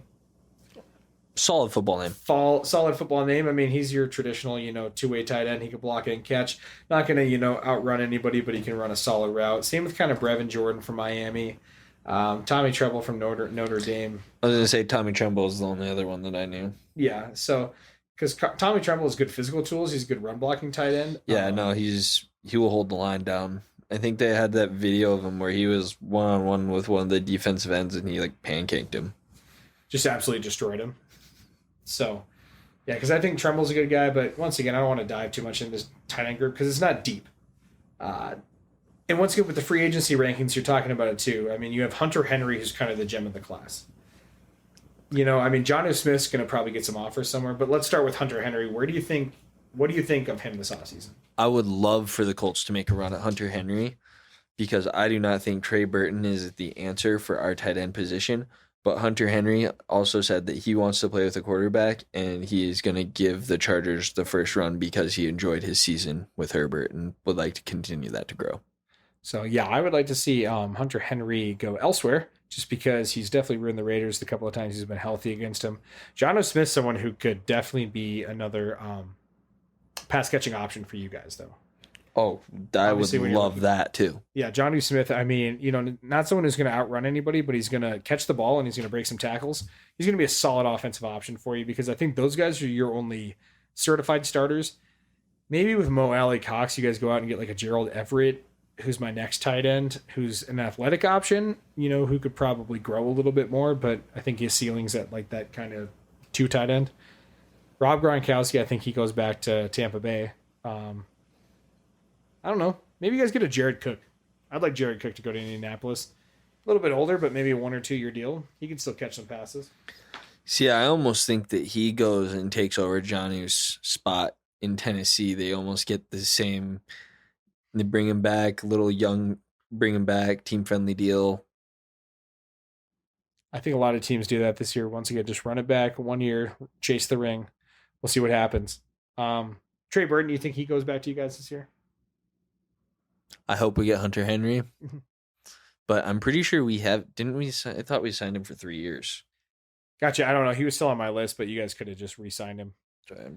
Who knows? Because PFF is a little behind on their rankings, and that's where I've been getting like half of my information from. But there's a lot of teams who kind of need tight end going into this offseason too. You got Arizona, Dallas, I think, could use someone next to Schultz or besides Schultz. Atlanta wouldn't be a bad spot, and then New England always loves their tight ends. So anything to add for tight end, really? It's a great position, but it's kind of boring to cover. Yeah. We're going to be, with tight end, though, what we're going to do is we're just going to skim right over the offensive line here. Key moves this offseason, we got Trent Brown getting traded to the Patriots. I love this move personally because as a Raiders fan, Trent Brown was a lazy piece of shit. Great tackle when he's on the field, but he was always hurt or fucking around with COVID and just, I wish him the best in New England. I'm going to root for him there, but dear God, he just wasted so much money for the Vegas Raiders. Not even funny. But then Brandon Scherf getting tagged in Washington, Taylor Monum getting tagged in Carolina. I guess out of this whole group, Joe Thuney, Corey Linsley, and Trent Williams are kind of your elite offensive linemen.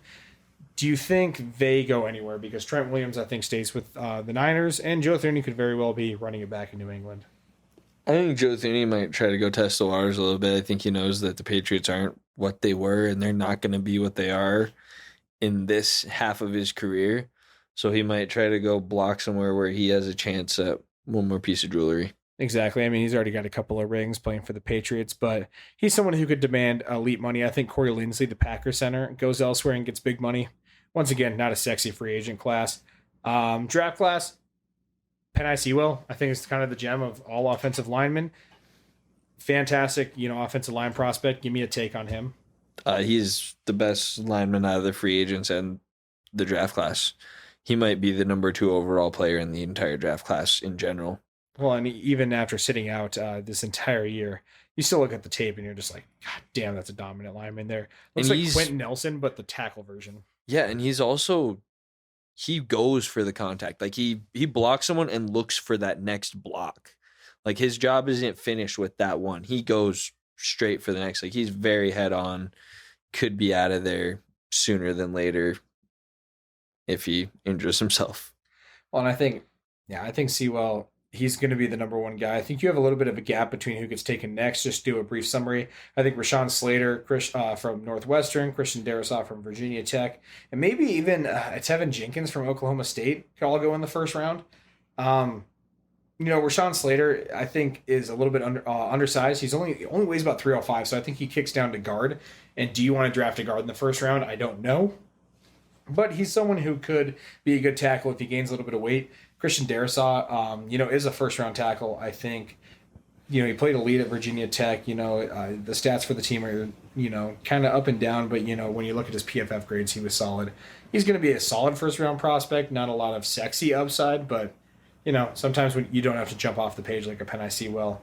When we're talking about guards and centers, the only guy I'm really going to bring up is I like Landon Dickerson out of Alabama. Tore his ACL, but I think he would have been a first-round pick as a center or a guard had he not torn his ACL. I mean, you saw what he did last year. Oh, he's fantastic. He literally made it so Tua could come back and get that game done. Well, yeah, and then you talk about, this year with Mac Jones, because he heard it pretty late into the year. I think it was one of the playoff games in the national championship.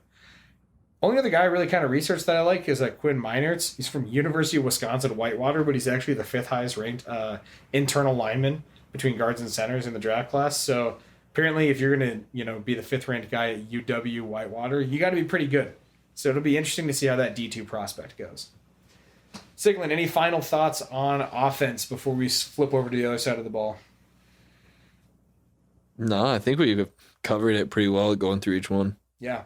So obviously a couple teams who need offensive linemen, Seattle, Chicago, Cincinnati, protect your quarterbacks, get everything right. See teams like KC, San Francisco, maybe add some interior help. But that's going to be about it for the unsexy position groups of offense in the tight ends and offensive line. We're going to flip it on over here toward the, just the defensive line overall. I think when you're talking about this draft class, you have a little bit of talent everywhere as far as the inside and the outside goes, both in free agents and the draft class. When we're talking about moves so far, we're talking about J.J. Watt getting released by the Texans and going to Arizona. Leonard Williams getting franchise tagged by the New York Jets. Anything else kind of coming to your mind as far as edge rushers or, defensive tackles goes? I mean, for edge rushers, I would definitely take a Shaquille Barrett because our interior is pretty locked up now that we got a Buckner. But DeForest Buckner is a fantastic player, but I think you don't even see a lot of 3-4 defensive ends in this draft, in this either draft class or free agency class overall, because the interior defensive line is made up with some guys I'm just going to list off, but they're all very D-tackle heavy presences, run stoppers. And Dalvin Tomlinson, Shelby Harris, Jarrell Casey, and Sheldon Rankins. Ndamukong Suh. They're all old. Yeah, exactly. Ndamukong Suh's in there too. I'd say more of a pass rusher, but like you said, old. I think Dalvin Tomlinson's the youngest one in there? Yeah, he's like 29 or 30. So, not exactly a spring chicken. Not old either in NFL terms, but flip it over to edge rusher. I mean, like you said, Shaq Barrett is probably the gem of, maybe the free agency class overall. No, the Godwin's out, yeah. Yeah, now the Godwin's out, percentage chance, what do you think? How likely do you think it is that he actually leaves Tampa Bay? I think he's going to go get paid. Since they didn't franchise tag him, he is going to go get paid. I don't think Tampa has enough to offer him what he's wanting. I think he's going to get close to 14, 15 a year. Well, that would be interesting too, because the Bucs are currently negative $5 million, and you got to think someone like that is going to get 14, 15, maybe upwards. I mean, after the Super Bowl performance, someone could overpay him, pay upwards of $20 million for that premier pass rusher. So we'll see. Another guy I like to get paid here this offseason, and someone who I think the Raiders might blow their load on, is Carl Lawson from Cincinnati. So kind of diamond, in a very rough place. He was pretty much the only pass rush presence for a really bad Bengals defense this year. He's young. He's promising. The Bengals decide not to franchise tag him. He was a beast in Clemson. Oh, he was a fantastic at Clemson. And with the Bengals pretty much signaling, hey, you're open for the market because they have $42 million. They could have paid him. Oh, definitely. They're kind of stating, hey, we're going to focus our needs elsewhere. He's someone I think is going to demand top dollar, almost Shaq Barrett money, just because of how young he is. I could see that too, and I mean, it wouldn't be a bad move for any team. No, not at all. Like I said, for the Raiders, I love them personally. Then you got a couple of guys I feel like who have either dropped off or are old going in the next rankings. Jadeveon Clowney, Yannick Ngakoue, and Melvin Ingram III. I think Ngakwe's got to be the one out of those three who has the most chance to kind of bounce back. Not a bad season in Baltimore, but not as good as it could have been. I thought Melvin didn't have a bad year last year. No, but he's just getting older. He's like 33 now, so you got to wonder for a free agent prospect, is he good this year? Sure, but he's on like a 1 or 2 year deal. Probably can fall as a contender. I think, yeah, falling a contender in a comfortable contract situation where he's not taking too much of a cut. I could see the Raiders going after Bud Dupree, though, honestly. I could definitely see, I was about to say, Bud Dupree is someone I could definitely see the Raiders, because in a cover 3 scheme like that, I think in that zone blitz scheme that he was in Pittsburgh, just didn't fit him. I think he's got the perfect, physical specimen features that just you want out of a 4-3 defensive end. It's what we call John Gruden's wet dream. Oh, exactly. So I think Dupree is a heavy recruit to Vegas if Carl Lawson doesn't go there. Rounding out the kind of the rest of the free agents, do you have anybody else who really intrigues you out of probably 7 through 11? Leonard Floyd. He is one of the most underrated players in the entire NFL. See, I feel like he's been surrounded by so much talent. He's always performed solid, but he's always been around such great players too. I just feel like he's a very underrated player. I loved watching him at Georgia, and he makes moves happen with Chicago, but also I guess being the other half of Khalil Mack does help that too. Yeah, and then going over to the Rams too, having a really solid, playing season over there. I think my guy, who I kind of think is a sexy pick, is Hassan Reddick, because after kind of disappointing coming out of Temple, he went off this year for the Cardinals. They're not going to retain him because they could probably use that $21 million in cap space a little bit better elsewhere. Even after getting J.J. Watt, you see them obviously upgrade at that position. But Hassan Reddick is someone also I like for the Raiders, so that's kind of where my preference goes. I'm thinking of guys I like for the Raiders. But yeah, Bud Dupree, Hassan Reddick, Carl Lawson, young guys that you can build that pass rush off of. You can offer them a contract. Maybe you fuck up on it. Maybe you end up paying them a little bit too much. But at the end of the day, I think there's just, there's so much talent in this edge rusher class. You don't go kind of short on it. You know what I mean? Yeah, no, you don't. So, as far as the draft class goes, I think you have some fantastic players. The only one on the interior defensive line I think really is a game changer is going to be Christian Barmore from Alabama. I think you saw what he could do in the championship game. Oh yeah, he's getting through there. I mean, yeah, he's eating up double teams, which he isn't usually known for, being more of a 3 technique at 6'5", 315, but can get inside, can play. A lot of this, internal D-line draft class is very nose tackle heavy. Aleem McNeil from North Carolina State is more of a run stopper. Someone like Davion Nixon from Iowa or Tyler Shelvin from LSU, you're looking at big nose tackles, but Christian Barmore is kind of that, 3 tackle. I don't ever want to use the Aaron Donald comparison because I feel like it's so overdone, but you almost get a poor man's Aaron Donald because he can power rush straight to the quarterback, and you don't see a lot of D tackles anymore get to the quarterback. A lot of Kevin Williams, you see Aaron Donald, but you don't see the Kevin Williams, anymore. The Gerald McCoys, you don't see quarterbacks or D tackles in the past 5 years getting 10 plus sacks. No, it's been a while since an interior defensive lineman has 10 plus sacks, I believe. I mean, maybe consider J.J. Watt because he slides to D tackle on a 4-man front, and then he's a 3-4 DN. But once again, like you said, outside of Aaron Donald, and even then, he still plays DN now, I believe, in that Rams system. Yeah, which is moved him more to the outside. So yeah, I mean, you never see anybody go inside, but Christian Barmore is someone who I definitely think could be a 10-sack guy. Coming in that internal defensive line, sure, there's some guys with some talent in the second or third round, but that's what our draft review's for. Edge rusher, you got a couple of really good first-round picks here. In Kwity Paye from Michigan, never going to hate saying that name. Jason Awe from Penn State, and then Gregory Rousseau from Miami. You could also maybe throw Azeez Ojulari from Georgia and Jalen Phillips from Miami. Joseph Osai. What? Joseph Osai out of Texas. Joseph Osai out of Texas is interesting. I have him at number 9 because I think they put him at a defensive end position in Texas. And he's perfect for the outside linebacker, like 3-4 outside linebacker. Yeah, no, he is so fast. He kind of reminds me of a young Bud Dupree. He's super fast. He's good on the coverage, but he hits hard. Yeah, Joseph Osai out of Texas. He could be anywhere between the 2nd and 4th round. Like I said, scheme fit, I think, is a big thing for him. Because you saw him try to eat blocks and eat tackles and tight end double teams at Texas as a defensive end. Didn't work out for him, but I think as a 3-4 outside linebacker, you have a different story there. where he's just rushing the edge. Yeah, and definitely. And he's smaller, too. I mean, it's not like he's big. Like, he should be on the defensive line. He's like 6'3", like 235, 240-ish. But, So, rather thin for a D end. yeah. Anybody else out of this edge rusher class? Because the first round picks, personally, someone I would love to see blow up is Carlos Basham Jr. from Wake Forest. He's a big player with physical tools, but he kind of he has that dancing bear syndrome where he's 6'6", 285, will probably run a 4.5 40, is quick, but tries to two-step around players instead of just, bull rushing them when he should. I think Gregory Rousseau. I think he's going to be one that you're going to have trouble containing just straight out the gates. Yeah, I mean, he's got the tools. Like, he knows how to do the finesse moves better than anyone else in this draft, in my opinion. And you saw it with 16 sacks in 2019. Sat out 2020, but dominant 2019 for that Miami defense. Someone like Jalen Phillips was kind of a late breakout in 2020 with the absence of Rousseau, but I think you could see some Miami teammates go in the first round.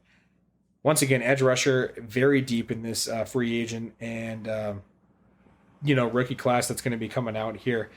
For you, is there any top teams that you kind of know that really need help on the defensive line just overall? I mean, I think the Chiefs. The Chiefs definitely need help on the defensive line. Even with Frank Clark there? You need more than one guy. Well, true. I mean, obviously, I'm going to pick number one, the Raiders. I mean, we've struggled rushing the passer for years. Khalil Mack left a huge hole in our defense, but even then, we didn't get any sacks outside of Khalil Mack. Remember one year, I think we finished with 29 sacks, and 15 of them were because of Khalil Mack. Like, he outsacked the rest of the team. I don't think that should be happening with any star player. We have Max Crosby, who shows some promise, but at the end of the day, you got to get to the quarterback in this league, and I think we're a team who's consistently proven that we can't do that. I think edge rusher, you can make a list. Everybody in the league could use another edge rusher. I think Tennessee with Clowney not really kind of panning out to what they wanted him to be, or Seattle is really two teams who could probably use an edge rusher. Oh, Seattle definitely. I think Seattle's first on the board for them should be Rousseau if he's there. Yeah. I mean, yeah, you're getting an earlier pick this year. If you're going out early in the playoffs, go ahead and cash in, get yourself a nice player like Rousseau. Or maybe they pick up a later round guy. But moving into linebacker over here, I kind of took the piss out of everything I wanted to talk about because there was a little bit of prospect that Levante David was not going to re-sign with Tampa Bay. And then he re-signs with Tampa Bay. So it's just kind of like, all right, cool, that takes the piss out of it because Matt Milano, Jayon Brown, KJ Wright, they're great off-ball linebackers, but nothing to write home about. Someone's going to sign them. Cool. Great. They'll hold a position on the roster. Exactly. Somewhere. Yeah, they're going to start for somebody. But when you talk about the draft rankings, I think Micah Parsons is the guy who kind of jumps off the board for me. Someone who didn't play in 2020, but he's still going to be a top 10 pick, and I think that shows you how special he is because he's not an edge rusher or a quarterback, but he'll still go top 10 not having played the whole last year. I also love Dylan Moses. Dylan Moses is great. He was supposed to be so much better at Alabama. I think teams shit on him so much because I don't know why. They love shitting on him. His film's fantastic. When I was reading PFF, they were just all over him. They pretty much just called him like one of the dumbest linebackers in the game. As far as like his instincts and his reaction time, I'm like, wow. They absolutely shit on him because I loved him, coming into this draft. I did not think he was bad at all. Yeah, no. Played fantastic linebacker for that Alabama defense. Someone else who I really kind of love in this draft, who I think the Raiders are going to go after, is Jeremiah Owasu Koromawa. God, probably butchering the living shit out of that, but he's going to be one of those interesting joker linebackers, around about 6'2", 225.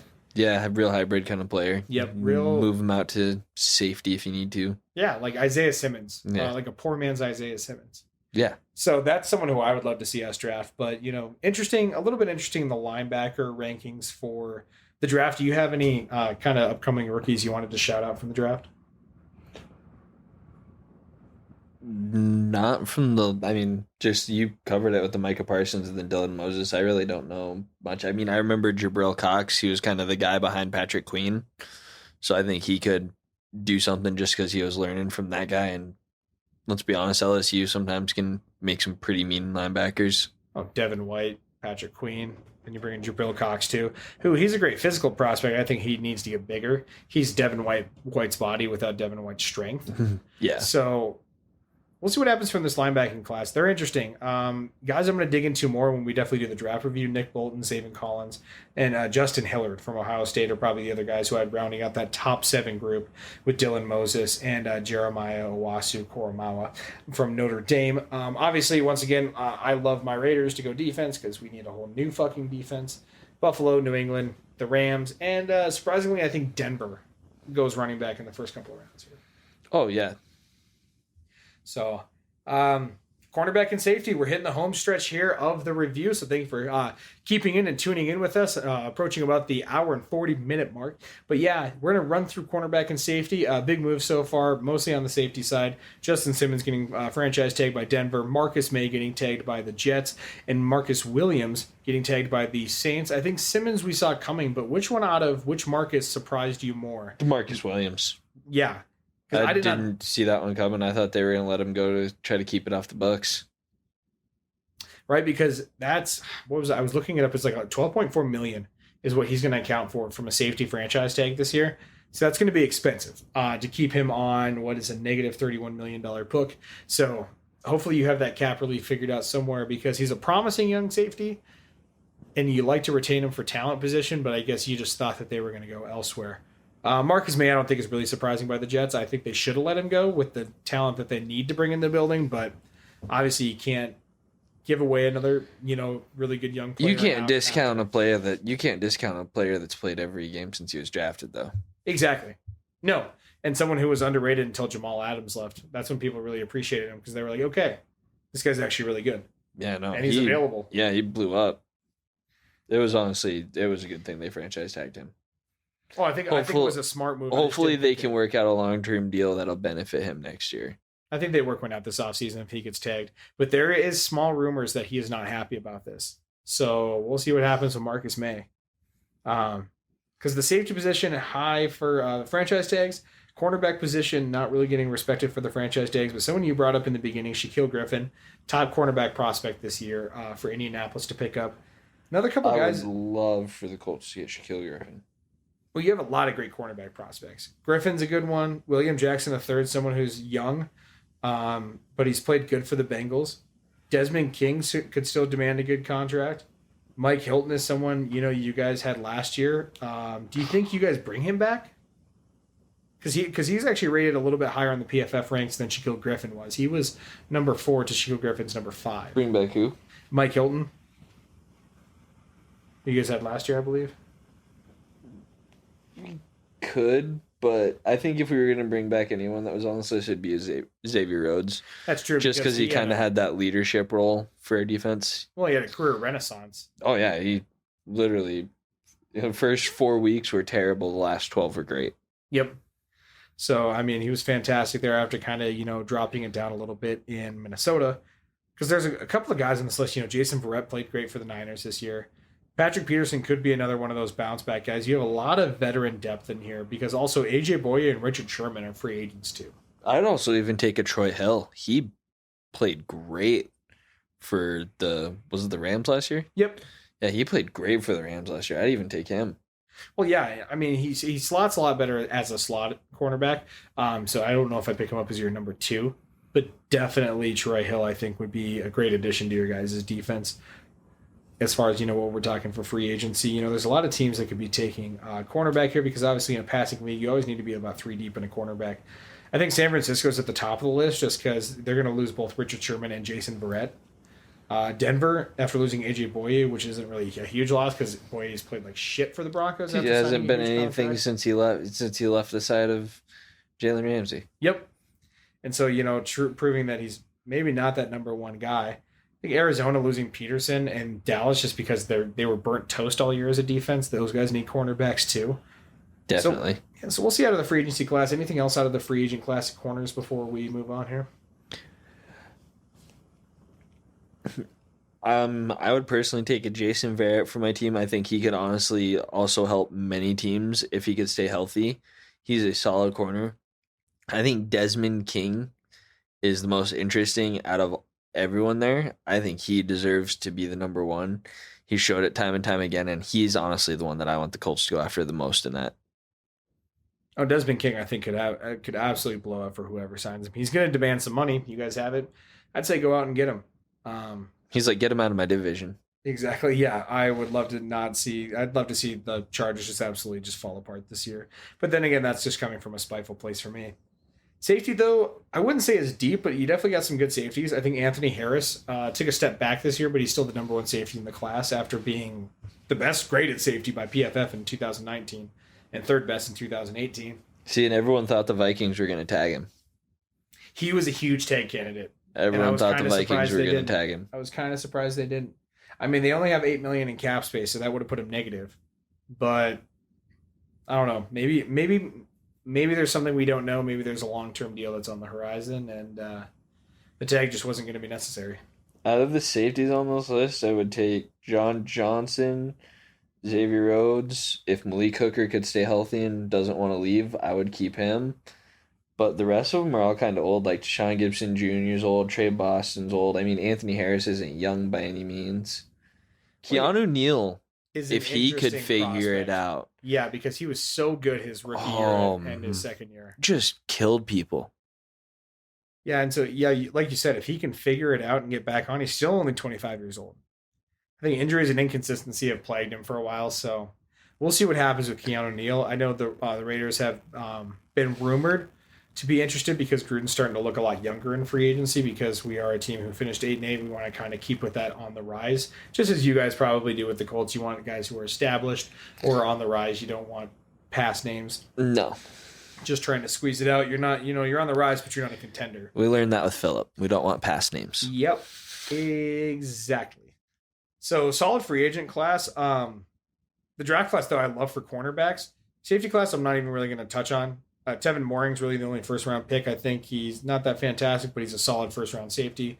He'll plop into whatever scheme and play either free or strong safety right away. Yeah, he can switch for both of them. He's very versatile. I mean, both of those safeties, they basically just switched for whatever they needed. The one was better at coverage, he went in coverage. If this one wanted to stop the run, he would stop the run. Well, yeah, I mean, UCTC with literally the top two safeties and Tevin Mooring and Ardarius Washington. And they literally would rotate sides and flip if you want to blitz. I heard a story about how they would like flip a coin to see who was going to get like the blitz on that play. Yeah, so well-rounded. Like I said, just not the sex appeal that the cornerback class has. See, we just covered the safeties like that. Exactly. Boom. TCU safeties. Because with the quarterbacks, you're talking about Caleb Farley out of Virginia Tech and Patrick Surtain out of Alabama. Even guys like J.C. Horn out of South Carolina. And Asante Samuel Jr. Oh, he's a monster. Patrick Surtain the second and Asante Samuel the junior. If you're older and listening to this podcast, no, you're not tripping out. These are the sons of the NFL legends, Asante Samuel and Patrick Surtain. And Surtain actually embodies his dad quite a bit. Very instinctual player, a little undersized, not quite quick or fast, like not slow by any means. But has wicked instincts. Wicked. I mean, like just knows where it's going to be before it's even there. Like will intercept more slot passes than anything just because of pure intuition. Yeah. I mean, fantastic modern day NFL. Great at reading a quarterback. Exactly. And I think you put him in a zone heavy scheme, he's just going to flourish. Definitely. So, because Caleb Farley's the other number one cornerback, they kind of debate with Surtain, and he's kind of the opposite guy. He's a very like man coverage guy, very, very physical skills. He sat out 2020, but his 2019 tape's going to get him drafted in the first round. I don't know. For our scheme, if the Raiders were picking either of these guys, and I don't think they'll be around when we do, I'd probably pick Caleb Farley for our scheme, but I like Surtain more. Oh, just because of the mental makeup. I definitely think Surtain should be number one, and honestly, I think Asante Samuel Jr. should be ahead of that Caleb Farley. I mean, I guess I really don't know his tape, but I watched those two kids, and I like their game a lot. I mean, I was watching Asante Samuel Jr.'s games, like his high school tapes, when he was running both sides of the ball. Like, he is a athletic phenomenon. Well, he's athletic. He's a little bit smaller, but he's just like his dad. He's small, he's athletic, but the ball skills. You're talking about breakup ability and interception hands ability. He can catch like a receiver. He was a receiver. Yeah, literally. So I don't know though. Don't disrespect J.C. Horn or Caleb Farley though, because Caleb Farley I think is still the number one cornerback. Like I said, if you watch his 19 tape, shut down, best rated cornerback in the country. And then J.C. Horn, South Carolina's become like this cornerback U the past probably 5 years or so. They've had some phenomenal cornerbacks come out of there. Don't disrespect Washington. We call that DBU. Washington is DBU, but I'm calling South Carolina cornerback U because I don't see the safeties come out of there, but I see the cornerbacks fucking fly out of that place. Because, I mean, they've had a lot of really good ones the past handful of years. Keshawn Nixon's another one that comes to mind. I know I'm forgetting someone right off the top of my head who's, like, elite. I think Tre'Davious White came from there. Tre'Davious White came from South Carolina. So another elite. I didn't want to give it to you. I had it in my head the whole time. I was like, fuck, I'm thinking about it here. Because I was just looking it up the other day. Hey, so you have some solid cornerback talent. Anybody from the bottom of the round that you kind of like? As a late pickup, I kind of like Javen Holland out of Oregon, but that's also just my Oregon bias. So, but he's good. So the funny thing is shifty. He's on my cornerback rankings because he sat out 2020, played the slot in 19, but he's actually projected as a safety because he played freshman sophomore year as a safety. Yep, and he's shifty. Oh, that's one thing I liked him. And then he played next to Jeremy Chin, and I mean, we saw how good Jeremy Chin was. Yeah, so that's going to be a very, very interesting player. The guy I like just because his brother was a Raider, kind of a wasted draft pick, but I still want to see him, is Afete Melifonwu from Syracuse. Very physical player, has all the tools, doesn't really have the mentality. I want to see a coach just absolutely get up his ass, get in his ear, and just unlock that dog inside of him because he could be a beast. He's slated to go about in the third round right now, but he could have first-round talent. Like I said, it just takes the right coach to unlock him. So kind of like how Demarcus Robinson was a couple years ago, how he was a first-round talent wide receiver, but because he didn't have the head case and the mental ability to be that leader he was able to slide down. Exactly. Yeah. So we'll see what happens there. I don't know about a head case, but like I said, you just don't see him play physical when he has all the tools to play physical, especially as a corner. You want a little bit more physicality from a guy who's like 6'3", 212 and can run a 4.34. You want him to be that bump and run man cover corner. Yeah, you want him to play some press. Exactly. Throw him down to the ground. Yeah, so any other cornerback or safety thoughts kind of going into this offseason?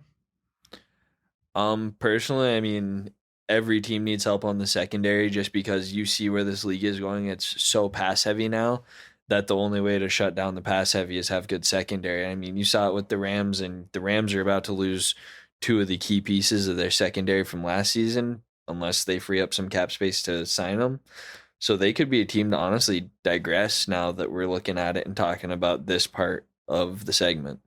Well, they still have Jalen Ramsey, though. So I think anybody you put across from him is just going to automatically not have to face number one receiver. Yeah, but you saw that Hill and that Johnson. They stepped up big last year. I mean, Hill. I think the Rams find a way, though. Didn't Johnson pick off Russell Wilson twice one game? I think Johnson's the big loss. Johnson is underrated as far as what he brings. He's been a top 10 ranked safety the past like 3 or 4 years as far as PFF is concerned. So I think he's just underrated. I think he goes to another team and he blows up. Could you imagine him and Julian Blackmon together? God, that'd be crazy. Scary. But yeah, the secondary, it's going to be very interesting going into this offseason. Or even if he teamed up with your guy back there, Earl Abrams. I would, oh, God. Oh. I didn't want to continue to damn, we just gave Cole a half chubby right now. Players I wanted to go to Vegas. But, man, I was sitting here and I was just like. I got Cole blushing, guys. Oh, yeah. Hard blushing. Because I'm sitting here, I'm like, man, if John Johnson could go to the fucking Raiders, I would love to see John Johnson. He's a Raiders guy too. I think he would be the perfect fit there. But once again, I hate saying that everybody, because we aren't like you guys. We can't sign everybody. We have like 1 or 2 big signings, and then it's the draft with $17 million in cap space. Yeah, so, I got bags of money. You just got a briefcase. Just go ahead and fuck off. I had briefcases on top of briefcases last few off seasons, and then we fucked ourselves going into this year. So. That happens, but whatever. Moving on. Go fuck yourself. Let's get off of free agency and the draft. Let's talk about trades to end the episode here. So, talked to Ciglen earlier today. And I said, hey, predict me some trades. I'm going to start off, and I'm just going to cut the gimmies right off the bat. Trades we pretty much know are going to happen, or I think are guaranteed to happen. I'll put a guarantee on the show right now. Number 1, Deshaun Watson goes anywhere else. We've talked about that enough. We know he's going to go somewhere else. Doesn't want to play there. Yep. Just get him out. Number 2, I think Marcus Mariota leaves Vegas. He's $8 million against the Bucs when we need cap space. Teams are interested in him. I think the trade market picks back up and he goes. I think he definitely goes. They need to send him off. And I mean, in the little showcase that he was able to put out, he put out some great tape that made teams rethink and reevaluate what he could do. Kind of almost sort of as Tannehill did when he took over his job in Tennessee. And it only took one game for Marcus Mariota to do that against the Chargers, too. Zach Ertz saying goodbye to Philly. I think that's almost a guarantee as well. Oh, yeah, you need to take him off the books, and you have Dallas there, who's South Dakota boy. He's ready to step it up. Exactly. Finally, last but not least, this might be controversial, but I think it's a guaranteed. OBJ flies to another team. I do not think that is happening. Really? I read multiple reports that him, Juice, and Saquon have been working out together, and Baker has been the one that's throwing him the balls, and he is more motivated than ever. And with what Cleveland was able to put together without him there, imagine what they can do with him there for a full season. OBJ is gonna come back, and Cleveland's gonna be a team to be reckoned with. And I also think that they're gonna sign like maybe that Yannick Ngakoue to kind of balance and offset that other edge for Myles Garrett and really open some things up. It's definitely going to be interesting to see what Cleveland does because they are sitting, pretty going into this offseason. Very young team, very talented team. But yeah, those are going to be my 4 gimme trades. Do you have any other trades you think are going to guarantee to happen this offseason? Jimmy Garoppolo to the Patriots. Really? You're going to put it on it right now? I definitely think Bill Belichick goes back and gets his boy. It's been reported that Kyle Shanahan is ready to move on from him and kind of remove him from their books. And the Patriots have the cap to take it. So we'll see what happens there. Another quarterback I think who leaves. I think this one is not so much the gimmies, but the probablys is what I'm going to call it. That's Sam Darnold leaving New York. What's your take on that one? It's all going to depend on the new coaching staff there. True. I think Saleh comes out. He maybe says in support because I didn't know he, like you said earlier, the rumor about it. I think still he leaves. The next probably I think Orlando Brown goes left, and by left I mean he gets to play left tackle somewhere and leaves the Ravens. I think the Ravens can get good draft capital back from him, but I mean you already have Ronnie Stanley at left tackle, who's good and young. You have a bunch of good linemen there. Why pay him in the future when you can trade him now for draft capital? Oh yeah, you probably should, and then that could honestly help you build your offense out better. I mean, he wants to move him. Exactly. And then all right, let's go ahead and let's go with some maybes here. Let's start with you. What are some maybe trades for you this offseason? Personally, I think our biggest maybe is Teddy's leaving Carolina somewhere else. I think so too. I didn't really put this on the list because I know we talked about it with the quarterbacks, but I think Teddy Bridgewater goes elsewhere. Someone else who I think goes elsewhere that maybe we haven't talked about quite enough, Stephon Gilmore. I think there's a lot of rumors talking that he's kind of fed up in New England, maybe with the reset process. It's arguably the best cornerback in the game. I think he could go elsewhere too. Maybe you talk about that Garoppolo. Maybe there's a Garoppolo-Gilmore swap. That might be a move, and that would be something interesting to see. Another player that I would also personally kind of like to see get moved around because I feel like they're not utilized the best. I think it's time that the Bengals ship John Ross somewhere and let him show what he can do. It was John Brown today, okay? Because I was about to say today I know the Bills cut John Brown. No, I think it's time that the Bengals didn't let John Ross play much last year. And, I mean, he's a freak. He would have won the free island from the 40 combine, but he ran it in a different shoe than what the combine wanted him to run it in because he's an Adidas guy or something like that. I can't remember the whole stipulations on it. But, I mean, he could be like a Tyreek Hill. He can separate and move around. I could see a team to go think of a team that has 2 big receivers like that really needs someone to stretch it out. Honestly, he would be a great piece for the Buffalo to trade for. Because you have Gabe Davis and Stephon Diggs, who are 2 relatively larger receivers on the outside, and you give just the speediest slot receiver possible. That would be a match made in heaven. Free John Ross. Free my boy John Ross. Last one I'll kind of bring up for receivers here that could be a potential trade. Someone who I think is going to leave elsewhere. Michael Gallup. I think with CeeDee Lamb and Amari Cooper there, I think Gallup goes somewhere and becomes a solid number 2 again because I think Lamb, with how well he played last year. He might have just took Amari Cooper's number 1 job.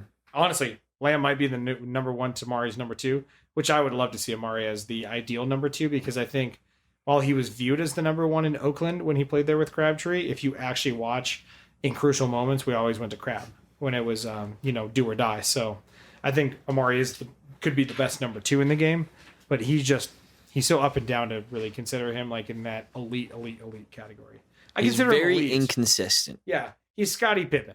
You know what I mean? You consider him an elite player, sure, but you're not considering him like one of the best at that point. Correct. So, alrighty there. Any other free agency, trade, just any sort of offseason hot take before we get on out of here? No, I'm just praying that this all goes well and some of the stuff that we predicted comes to fruition, and if not, we'll look like the rest of these sports reporters that try it day in and day out. Exactly. So for your average Joe who does not get paid for this, thank you, Ciglen Wheeler, for joining the show. Top Wave Studios, Business Entertainment. Thank you all for hosting and for making this thing happen and supporting us. We appreciate you. Once again, I'm Cole Blender with Beers and Bullshit, and we are out.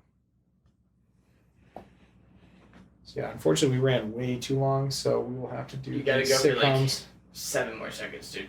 Got to go for like 7 more seconds, and then Paul says, I got to go for 7 more seconds, and then cut it off here.